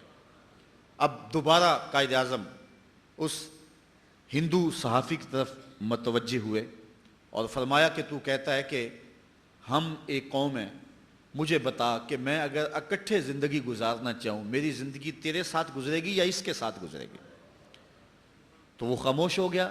فرمایا اس کا میرا نسبی تعلق کوئی نہیں، خاندانی تعلق کوئی نہیں، میرا اس کا وطن کا ربط و رشتہ کوئی نہیں، لیکن اسلام کی بنیاد پر یہ میرے ساتھ اکٹھا زندگی گزار سکتا ہے، اور تم میرے ہم وطن ہو، ہم ملک ہو، ہم زبان ہو، لیکن تمہارے ساتھ میری زندگی نہیں گزر سکتی۔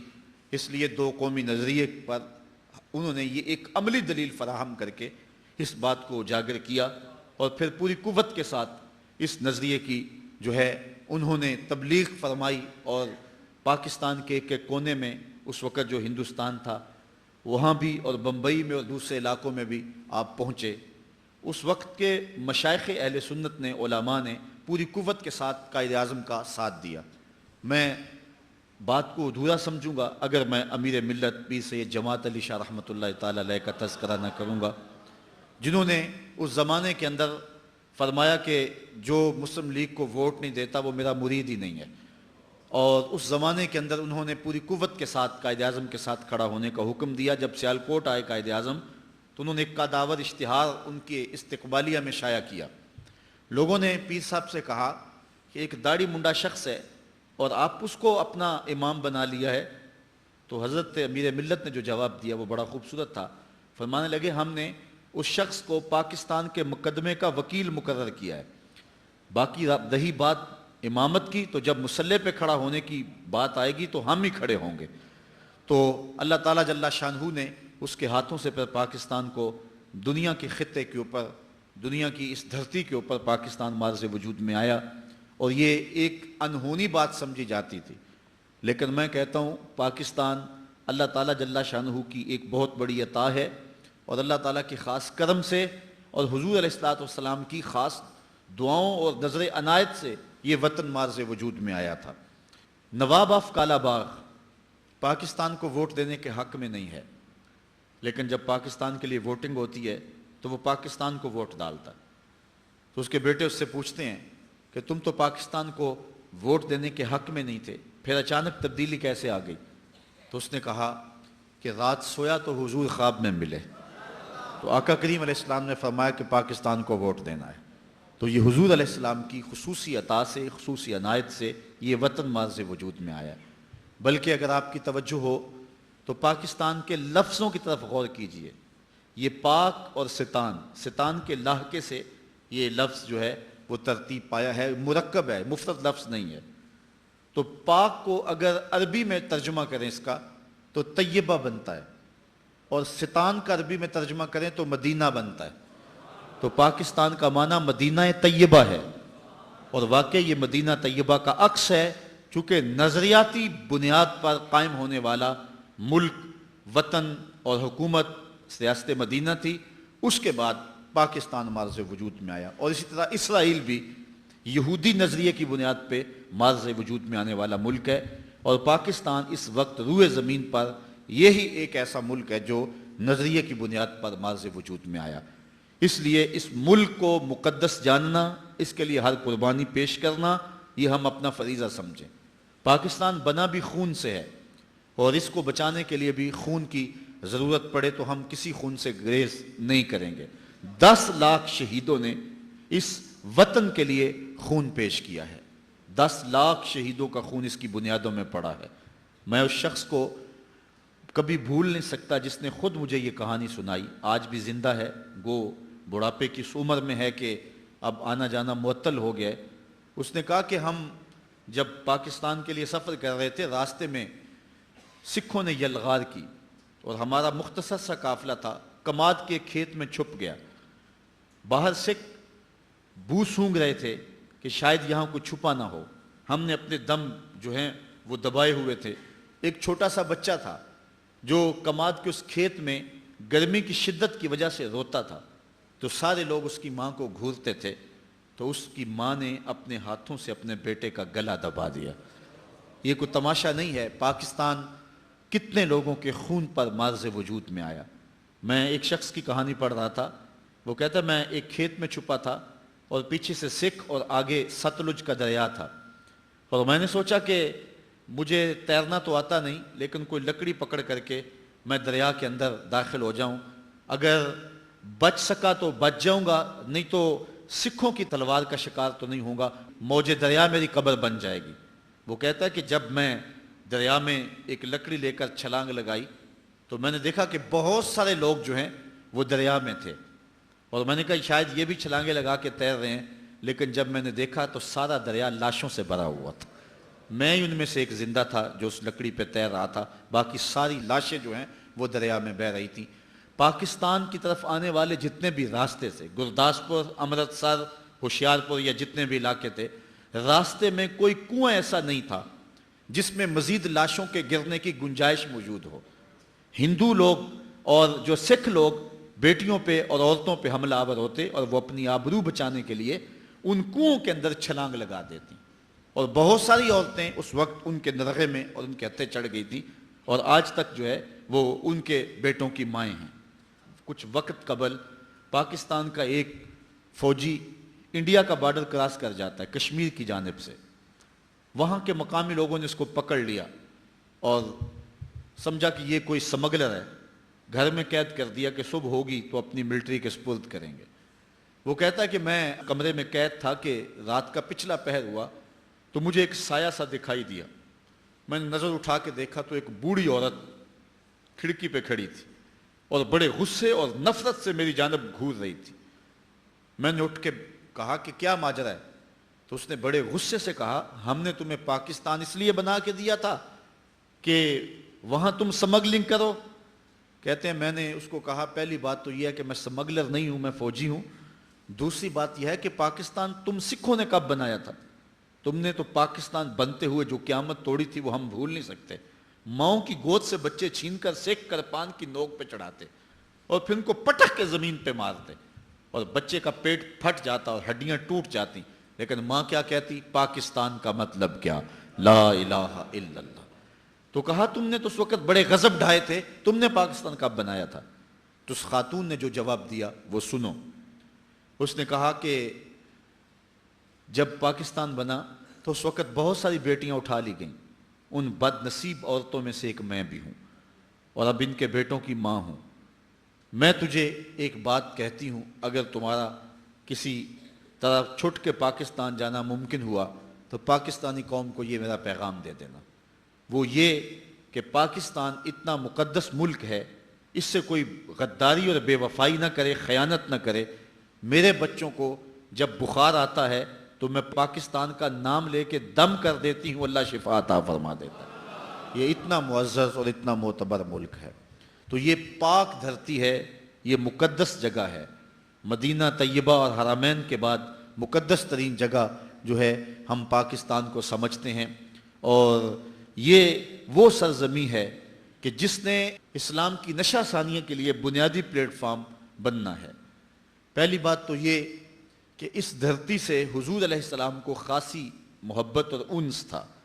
ایک روایت جس کو امام حاکم نے اپنی مستدرک میں روایت کیا ہے کہ آقا کریم علیہ السلام کو اس دھرتی سے، اس جگہ سے جو پیار کی کہانی ہے، اس کو حضرت اقبال نے ایک جگہ بیان کیا کہ میرے عرب کو آئی ٹھنڈی ہوا جہاں سے، میرا وطن وہی ہے، میرا وطن وہی ہے۔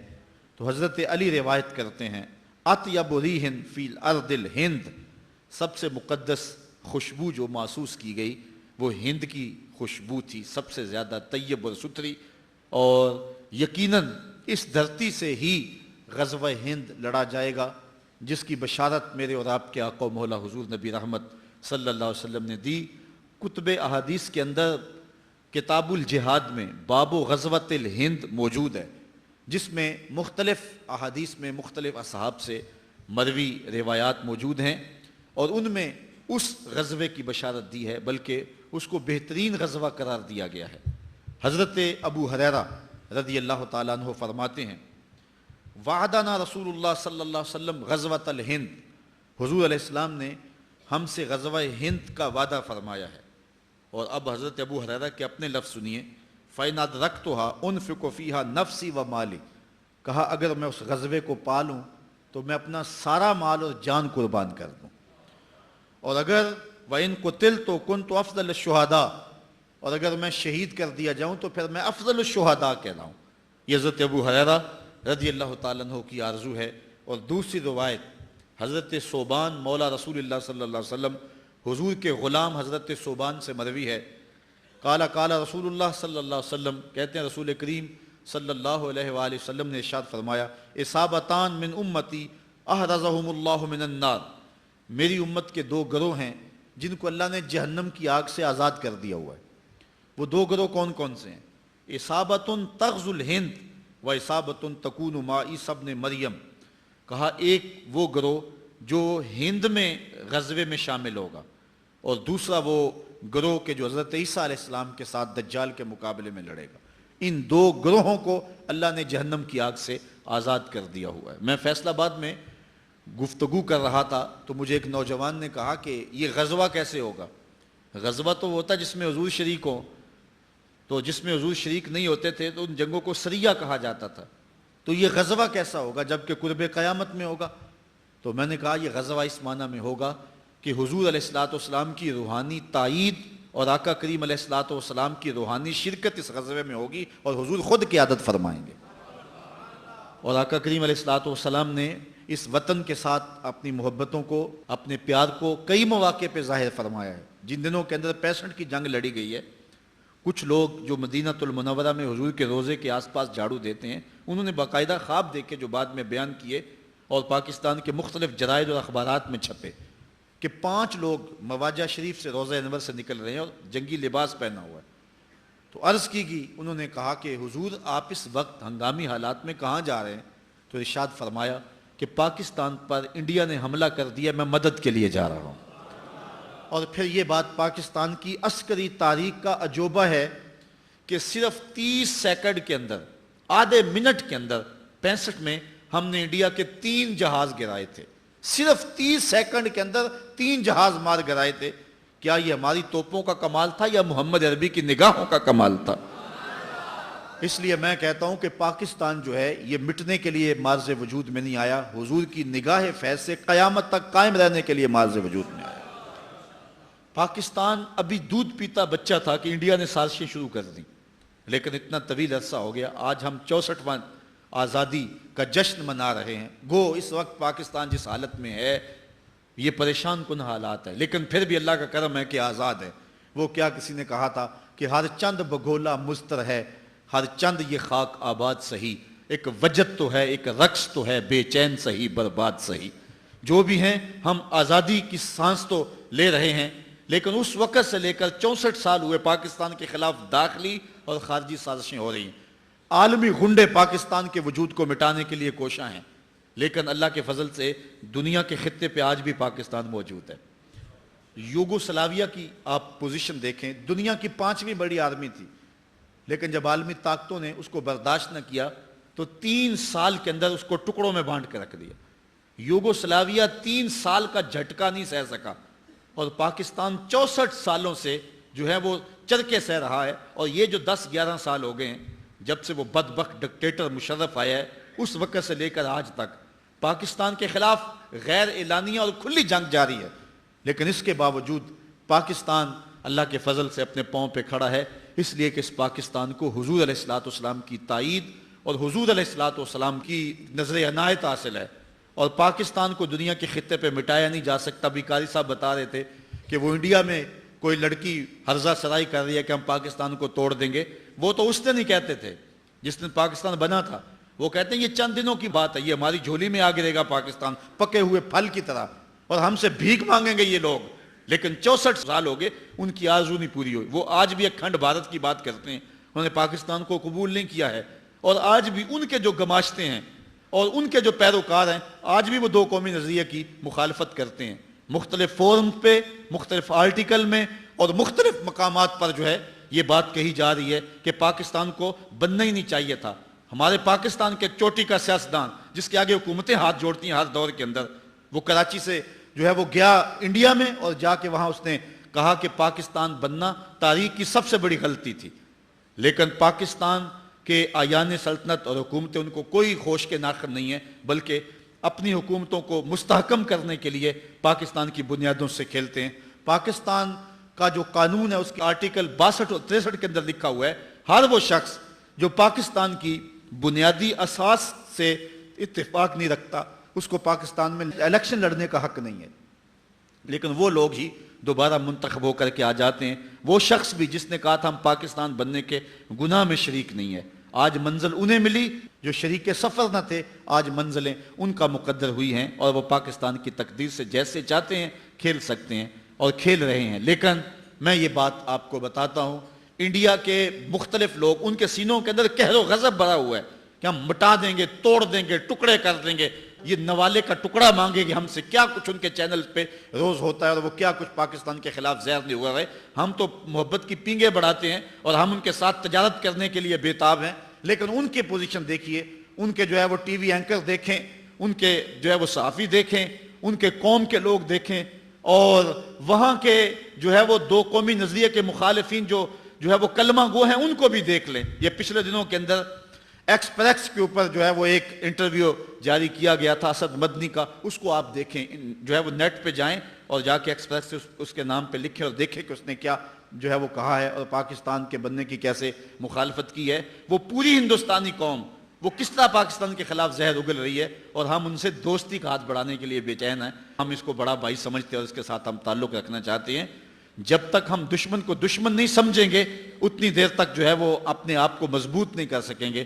باقی یہ بد نصیب لوگ، ان لوگوں کا مقدر، ان لوگوں کی قسمت ہی نہیں ہے کہ پاکستان کو آگے لے کے جائیں۔ انشاءاللہ وہ وقت آئے گا کہ پاکستان میں صالح قیادت آئے گی، پھر پاکستان کے اندر ہر طرح کے وسائل اللہ تعالیٰ جل شانہ اس طرح کھڑے کر دے گا کہ جس طرح جو ہے وہ پانی کی طرح بہا دیے جاتے ہیں۔ پاکستان کے اندر اللہ کے فضل سے، یہ ڈاکٹر سمر مبارک کا بیان تھا کہ اتنا کوئلہ ہے، ہم 500 سال تک قوم کو انرجی فراہم کرتے رہیں بجلی سمیت، تو 500 سال تک جو ہے وہ کوئلہ ختم ہونے کا نام نہ لے۔ اس طرح بہت کچھ ہے جو پاکستان کے پہاڑوں میں معدنیات کی صورت میں رکھا ہوا ہے۔ اللہ تعالیٰ نے ہمیں سبز زمینیں دی ہیں، پہاڑ دیے ہیں، دریا دیے ہیں، چاروں موسم دیے ہیں۔ یہ اللہ تعالیٰ کی خاص عنایت اور کرم نوازیوں کا مظہر ہے یہ خطہ، اور اس خطے کو ہم نے آگے لے کے جانا ہے، اور اس کے لیے ہم نے کوشاں رہنا ہے۔ پاکستان میں نظام مصطفیٰ کے لیے اپنے نعرے کو کبھی بھی نہیں چھوڑنا ہے، اور یہی پاکستان کا مقصوم ہے۔ اصل ہمارے ساتھ جو کچھ ہو رہا ہے، میرا تجزیہ یہ ہے، میں جگہ جگہ یہ کہتا ہوں، یہ ہمیں سزا مل رہی ہے۔ ہم نے اس نعرے سے بے وفائی کی ہے، ہم نے یہ اعلان کیا تھا، یہ بات کہی تھی، یہ نعرہ لگایا تھا، پاکستان کا مطلب کیا؟ لا الہ الا اللہ۔ قانون ریاست کیا ہوگا؟ محمد الرسول اللہ۔ لیکن آج ہم وہ نعرہ چھوڑ چکے ہیں، ہم وہ نعرہ نہیں لگا رہے، نہ کسی سیاسی جماعت کے پاس وہ نعرہ رہا ہے، اور نہ ہی ممبر و محراب سے اس زور سے وہ نعرہ لگایا جاتا ہے جس زور سے ماضی میں وہ نعرہ لگایا جاتا تھا۔ اور اس کی سزا یہ ہے کہ ہمارے اوپر نااہل، بدبخت اور لٹیرے اور ڈاکو قسم کے حکمران ہر دور میں مسلط کر دیے جاتے ہیں، اور وہ غیروں کے علاقار بن جاتے ہیں۔ مغرب چاہتا ہے کہ پاکستان کے وجود کو مٹا دیا جائے اور اس کو دبئی کے سائز کے چھوٹے چھوٹے ٹکڑوں میں بانٹ دیا جائے، تاکہ اس کو پھر توڑنا اور ختم کرنا آسان ہوگا۔ ہماری نظریاتی اساس پہ بھی حملہ ہے، ہماری جغرافیائی اساس پہ بھی حملہ ہے۔ لیکن اگر ہم پاکستان کے لیے آگے بڑھتے ہیں اور کوئی کردار ادا کرتے ہیں اور کسی صالح قیادت کا انتخاب کرتے ہیں تو یہ ہماری سعادت مندی ہوگی۔ اگر نہیں ہم یہ ذمہ داری سر انجام دیتے تو ہم مٹ جائیں گے، لیکن پاکستان نہیں مٹے گا۔ یہ پاکستان مٹنے کے لیے بنا ہی نہیں تھا، یہ پاکستان قیامت تک قائم رہنے کے لیے جو ہے معرض وجود میں آیا تھا۔ اور اللہ تعالیٰ جل شانہ نے وہ بنیادی پلیٹ فارم جس کا تذکرہ میں نے جو ہے وہ سنن نسائی کی ان 2 احادیث سے آپ کے سامنے رکھا، جس میں حضور علیہ السلام نے غزوہ ہند کی بشارت دی، وہ لوگ یہاں سے اٹھیں گے، پاکستان سے اٹھیں گے۔ اور روایت میں آتا ہے مشکات اٹھائے کالے جھنڈے والے لوگ جو ہیں وہ خراسان کی جانب سے آئیں گے، اور پھر یہاں سے لوگ اٹھیں گے اور پھر دلی کو کیپچر کریں گے، اس کے بعد ترکوں کے ساتھ جا کے ملیں گے، پھر بیت المقدس کے اوپر اسلام کا جھنڈا لہرائیں گے۔ اور پھر وہ وقت دیکھنے عالم اسلام کو نصیب ہوں گے کہ دنیا کے اوپر اگر کوئی یہودی، اگر کوئی عیسائی کسی درخت کی اوٹ میں کسی پتھر کے پیچھے چھپ کے پناہ مانگنے کی کوشش کرے گا تو وہ پتھر بھی اس کو پناہ نہیں دے گا، وہ بھی مسلمان مجاہد کو کہے گا ادھر آئیے ظالم میرے پیچھے چھپا ہوا ہے۔ اور جب دنیا کے اوپر آخری یہودی کا قتل کر دیا جائے گا تو دنیا کے اوپر وہ پائیدار امن پیدا ہو جائے گا۔ دنیا کے اوپر امن کی بربادی اور بگاڑ کا سبب یہود ہیں، عیسائی جو ہیں یہ مورا بنے ہوئے ہیں، اور پیچھے یہودی ہیں جو کار فرما ہیں۔ اوباما نے کہا تھا اپنی الیکشن مہم میں کہ اگر تم چاہتے ہو کہ دنیا کے اوپر امن قائم کریں تو 2 شہروں کو مٹا دو، ایک مکہ المکرمہ کو، ایک مدینہ الرسول کو۔ تو میں نے اس وقت کہا تھا، جو میری نحیف اور کمزور آواز ہے، جگہ جگہ کہا تھا، آپ کے ڈسکے میں بھی کہا تھا، میں نے کہا تھا دنیا کے اوپر امن کی ضمانت یہ 2 شہر ہیں، یہ بلد الامین اور یہ شہر رسول، جہاں جانور کو شکار کرنا بھی جائز نہیں ہے۔ یہ امن کی ضمانت شہر ہیں۔ باقی رہی بات جو ہے وہ بش کی اور اوباما کی، اس کا باپ بھی مر گیا یہ کہتے ہوئے، اور یہ آرزو اس کے سینے میں مچلتی رہی۔ حرمین طیبین کی حفاظت اللہ تعالیٰ جل شانہ نے اپنے ذمہ کرم پہ لی ہے، بلکہ حدیث میں آتا ہے کہ جب دجال آئے گا تو وہ حرمین میں داخل نہیں ہو سکے گا۔ اللہ نے فرشتے مقرر کیے ہوئے ہیں جو جرف سے اس کو دور دھکیل دیں گے، وہ تو تمہارا باپ دجال بھی داخل نہیں ہو سکے گا، اور مدینے کا تم کیا بگاڑ سکتے ہو۔ اللہ تعالیٰ ان کی حفاظت فرمائے۔ دنیا کے اوپر یہ امن کے شہر ہیں۔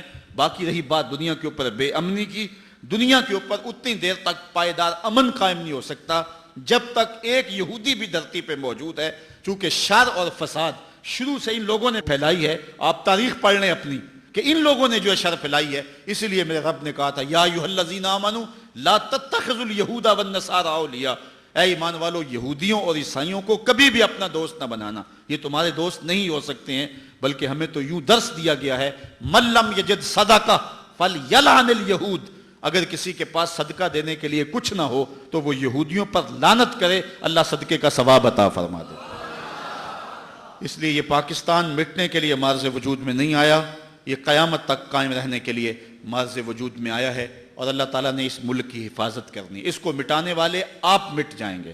بابا اشفاق نے وہ زاویہ نامی کتاب میں لکھا ہے کہ پاکستان کی مثال حضرت صالح علیہ السلام کی اونٹنی کی طرح ہے، یہ پاکستان ایک معجزے سے مارز وجود میں آیا، معجزے سے قائم ہے، اور جس نے اس کی تقدیر سے کھیلنے کی کوشش کی وہ خود مٹا دیا جائے گا، اس کا نام و نشان مٹ جائے گا، اور آپ ماضی بھی جانتے ہیں اور مستقبل میں بھی آپ دیکھیں گے کہ جس نے بھی اس ملک کو جو ہے وہ دیدہ اور نادیدہ جس طرح سے بھی نقصان پہنچانے کی کوشش کی وہ مٹا دیا جائے گا، برباد کر دیا جائے گا، اور یہ وطن، یہ پاکستان، یہ ملک قیامت تک مارز وجود میں رہے گا۔ انڈیا کو بڑا شوق ہے کہ آج میری پشت کے اوپر امریکہ کا ہاتھ آ گیا ہے اور جو میں چاہوں کر لوں، وہ ہمیں آنکھیں دکھا رہا ہے، اور اس کی دوسری جو ہے وہ آشیروادی اور اس کی خوشی کا سبب یہ ہے کہ پاکستان کے اوپر جو تخت و تاج کے مالکان بیٹھے ہوئے ہیں وہ انتہائی بزدل اور کمزور ہیں، اور جو ہے وہ پاکستان کے اندر تیسرا دہشت گردی کا ایک جو نیٹ ورک را، موساد اور راما نے پھیلایا ہوا ہے، اس کی وجہ سے جو ہے وہ پاکستان کے اندر ایک شرانگیزی ہے، فرقہ واریت کی آگ جل رہی ہے، اس لیے یہ وہ آئیڈیل حالات سمجھتا ہے پاکستان کو جو ہے وہ مٹانے کے لیے۔ سب سے بڑا ڈر اس کو ہمارے ایٹم بم سے ہے، اور اللہ تعالیٰ نے ہمیں جو میزائل سسٹم دیا ہے، حضور علیہ السلام نے فرمایا تھا کہ جو ہے وہ تمہاری طاقت تیروں سے ہے، اور اس دور کے سب سے بڑے تیر جو ہیں وہ میزائل ہیں، اور پوری دنیا کے اوپر یہ بات میں آپ کو بتاؤں، جھکنے کی یہ ہمارے حکمران تو بے غیرت ہیں، یہ تو جو ہے وہ بدبخت اور بد نصیب اور بزدل اور مغرب کے ایجنٹ ہیں، اس لیے یہ بات نہیں کرتے۔ اللہ نے پاکستان کو جو میزائل سسٹم دیا ہوا ہے، یہ میں آپ کو بتاؤں، اللہ بھلا کرے ڈاکٹر قدیر کا، اللہ بھلا کرے ڈاکٹر سمر مبارک اور ان لوگوں کا جنہوں نے پاکستان کو مضبوط کیا۔ ان حالات کے اندر یہ کیوں پاکستان کے اوپر حملہ نہیں کرتے ہیں؟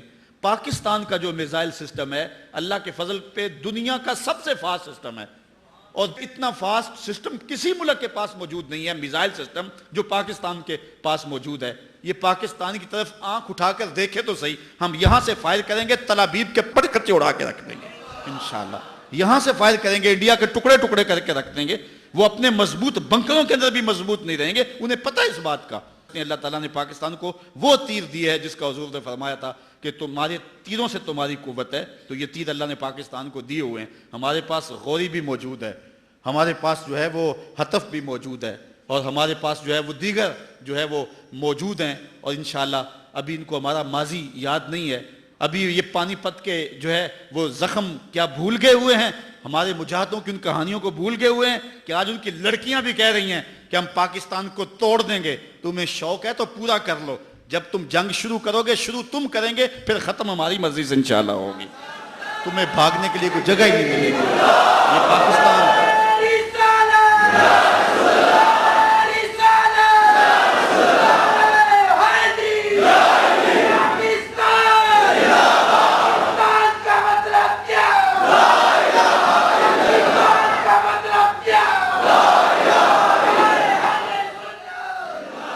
پاکستان اللہ کی نشانیوں میں سے ایک نشانی ہے، اس ملک کی قدر کرو، اس کی مٹی کو پاکیزہ جانو، اور اس ملک کے ساتھ جو ہے خیانت کا ارتکاب نہ کرنا، اور جو شخص اس ملک کے ساتھ خیانت کرے گا برباد کر دیا جائے گا۔ اللہ تعالیٰ جل شانہ میرے وطن کی حفاظت فرمائے، میرے ملک کے چپے چپے کو اپنی حفاظت اور اپنی امان میں رکھے، اور انشاءاللہ اللہ کے فضل سے یہ ملک خیر سے رہے گا۔ اللہ تعالیٰ نے ہمیں مضبوط آرمی عطا فرمائی ہوئی ہے، ہم ایٹمی صلاحیتوں سے مالا مال ہیں، ہمارے پاس جو ہے وہ جدید میزائل سسٹم موجود ہے، اور سب سے بڑھ کے بات اللہ تعالیٰ نے ہمیں حرارت جذبوں کی جو دی ہے یہ کسی قوم کے پاس نہیں ہے۔ لوگ تو ڈرتے ہیں، یہ جو ہے وہ 9/11 کا واقعہ ہوا تھا جو ہے وہ نیو یارک کے اندر، اور کہاں ٹیکساس اور دیگر دور دور کی ریاستیں، وہاں وہ اپنے دروازے بند کر کے بیٹھ گئے تھے، باہر نہیں نکلتے تھے، واقعہ وہاں ہوا ہے۔ ہماری قوم کی کہانی ہے، افغانستان کے اندر میزائل گرتے تھے، میزائل ابھی ٹھنڈے بھی نہیں ہوتے تھے، بچے لوہا اکٹھا کرنے کے لیے آ جاتے تھے۔ یہ جذبے ہیں ان قوموں کے اندر، یہ تیروں سے، یہ تلواروں سے نہیں ڈرتے، یہ جو ہے وہ موت سے نہیں ڈرتے، یہ حضور علیہ السلام کے نام پہ سب کچھ قربان کرنے کے لیے تیار ہیں۔ پاکستان کی تاریخ گواہ ہے، 65 کی جنگ کے اندر قوم نے جو چونڈا کے محاذ پہ جرأت کے اور مظاہرے کیے تھے، دنیا کی تاریخ کے اندر کوئی ایسی مثال تو دکھاؤ ہے، تو اللہ تعالیٰ نے اس قوم کو وہ جرأتیں عطا فرمائی. یہ سب سے بڑا ہتھیار ہے اور جس سے وہ ڈرتے ہیں، اور وہ فحاشی، عریانی، بے حیائی اور مختلف ذرائع کے ساتھ ہم سے وہ جذبہ چھیننا چاہتے ہیں. دشمن کے اس وار کو خاص طور پہ سمجھیں، اپنی نسلوں کی حفاظت کریں، نوجوانوں کو دو قومی نظریے کا شعور دیں، اور نوجوانوں کے جو ہے وہ اخلاق اور ان کے کردار کی حفاظت کریں. یہ نوجوان ہی ہمارا اثاثہ ہے. نوجوانوں، میں تمہیں پکارتا ہوں اور تمہیں کہتا ہوں، اس وطن کی باغ ڈور تم نے سنبھالنی ہے. اپنی نظروں کی پاکیزگی کا خیال کرو، اپنی سوچوں کو پر نور کرو، اور اپنی زندگی کو جو ہے وہ روشن کر لو. اچھی تعلیم حاصل کرو، اپنے کردار کو خوبصورت کرو. کل انشاءاللہ تمہارے کندھوں پر ہی اس ملک کا بوجھ آنا ہے، اور ہر فرد ہے ملت کے مقدر کا ستارہ. اس لیے پوری قوت کے ساتھ تیاری کرو. اللہ تعالیٰ جل شانہ نے اس ملک سے نہ صرف اس ملک کے لیے حالات بہتر ہونے ہیں، بلکہ اس ملک نے پورے عالم اسلام کی قیادت کرنی ہے. یعنی صرف آج تو ہمیں اس ملک کے لیے کوئی لیڈر نہیں مل رہا، ایک وقت آنا ہے جس کی نشاندہی کی گئی ہے. غزوہ ہند کے وقت اس ملک سے جو لیڈر اٹھے گا وہ صرف پاکستان کے نہیں، پوری دنیا کی عالمی قیادت جو ہے وہ یہ ملک کرے گا. اور انشاءاللہ حالات پیدا ہو رہے ہیں. یہ رشیا کو کہتا تھا اس سرخ ریچھ کو بھی روکا جا سکتا ہے، لیکن آج وہ ماسکو میں پناہ ڈھونڈ رہا ہے اور اس کو وہاں بھی پناہ نہیں مل رہی ہے. اور آپ دیکھیں گے کہ امریکہ بھی کبھی ٹکڑے ٹکڑے ہو جائیں گے. اقبال نے کہا تھا، تمہاری تہذیب آپ اپنے خنجر سے خودکشی کرے گی، شاخ نازک پہ جو آشیانہ بنے گا ناپائیدار ہوگا. جو اس شاخ پہ آشیانہ بنتا وہ ہمیشہ قائم نہیں رہتا. انڈیا کے بھی ٹکڑے ٹکڑے ہوں گے، دنیا کے اوپر اگر نام رہے گا تو میرے محمد عربی کا رہے گا. اور انشاءاللہ اللہ تعالیٰ آپ کو حفاظت میں رکھے، اپنی امان میں رکھے. جذبوں کے جس جہان میں آپ آباد ہیں، ابھی صبح جب میں باہر بیٹھا ہوا تھا اور لوگ کشاں کشاں آ رہے تھے اور محبتوں کا منظر، آنکھوں میں ایک عجیب چمک تھی اور دلوں میں پاکستان کے لیے دعائیں تھیں. اور آج آپ جس جذبے کے ساتھ یہاں جلوہ فراز ہیں، ہماری منشا یہ تھی کہ الگ سے جلوس نکالنے کے لیے تو وقت درکار ہے، اور لوگوں کا اتنا زیادہ اکٹھا ہونا تھوڑا سا مشکل بھی ہے. مصروفیت کا چونکہ زمانہ ہے تو یہاں اکٹھے تو ہوں گے، اور یہ شہر سے اس سمت ہے اور سب نے جانا ادھر ہی ہے، تو ہم جو ہے وہ اکٹھے چلیں گے. اور فوارہ چوک جسے میلاد چوک کے نام سے موسوم کیا گیا ہے، وہاں تک انشاءاللہ ہم پہنچیں گے اور وہاں قبلہ محترم کا یہ سب دعا فرمائیں گے. یہ وطن تمہارا ہے، تم ہو پاس باعث کے. یہ وطن تمہارا ہے، تم ہو پاس باعث کے. یہ چمن تمہارا ہے، تم ہو نغمہ خاص کے. یہ چمن تمہارا ہے. الحمدللہ رب العالمین والعاقبۃ للمتقین والصلاة والسلام علی سید الانبیاء والمرسلین. قال اللہ تعالی وتبارک فی القرآن المجید والفرقان الحمید. بسم اللہ الرحمن الرحیم. والضحیٰ واللیل اذا سجا. صدق اللہ مولانا العظیم وصدق رسولہ النبی الکریم الرؤوف الرحیم. اللہم نور قلوبنا بالقرآن وزین اخلاقنا بالقرآن وادخلنا الجنة بالقرآن ونجنا من النار بالقرآن. قال اللہ تعالی وتبارک فی شان حبیبہ مخبرا وعامرا ان اللہ وملائکتہ یصلون علی النبی یا ایہا الذین آمنوا صلوا علیہ وسلموا تسلیما. صلاۃ والسلام علیکہ وعلی آلک واصحابک یا محبوب رب العالمین. تمام حمد و ثنا، تعریف و توصیف اللہ جل مجدہ الکریم کی ذات بابرکات کے لیے، جو خالق کائنات بھی ہے اور مالک شش جہات بھی.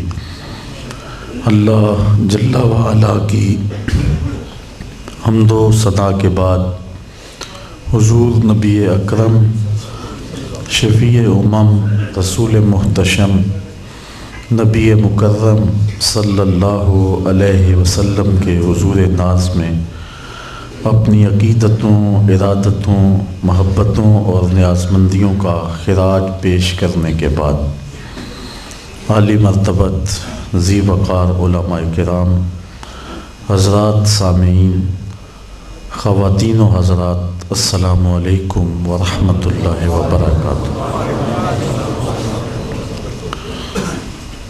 بتوفیق الہی وینس میرج ہال میں ماہانہ درس قرآن شروع ہوئے 10واں سال جاری ہے اور تسلسل کے ساتھ کتاب رحمت قرآن مجید کا پیغام آپ تک منتقل کیا جا رہا ہے، جس شوق و وارفتگی میں سخت اور گرم موسم میں، برستی بارش میں، مصروفیات کے ایام میں جس طرح آپ لوگ اس پروگرام کو پذیرائی بخشتے ہیں، یہ آپ کا کتاب رحمت کے ساتھ محبتوں کا منہ بولتا ثبوت ہے۔ اللہ تعالیٰ قیامت کے دن ہم سب کو کتاب رحمت قرآن مجید کی شفاعت نصیب فرمائے اور حضور علیہ السلام کی شفاعت سے بہرہور کرے۔ درس قرآن کی روٹین جس طرح بھی جاری ہو، جب موسم ربیع الاول کا آتا ہے تو ہم حضور کا ذکر کرتے ہیں۔ اس مرتبہ ساتھیوں نے مجھے یہ حکم دیا تھا کہ حضور علیہ السلام کے مبارک شمائل کا تذکرہ آج کے اس پروگرام کا عنوان ہو اور اس عنوان سے کچھ باتیں آپ تک پہنچائی جائیں۔ یہ وہ مضمون ہے جس کو بیان کرنے کا حق کوئی بھی ادا نہیں کر سکتا۔ ہم تو 14 صدیوں کے فاصلے پہ ہیں۔ جن لوگوں نے حضور کو شب و روز دیکھا، وہ بھی حضور علیہ السلام کا حلیہ بیان کرنے کی طاقت نہیں رکھتے تھے۔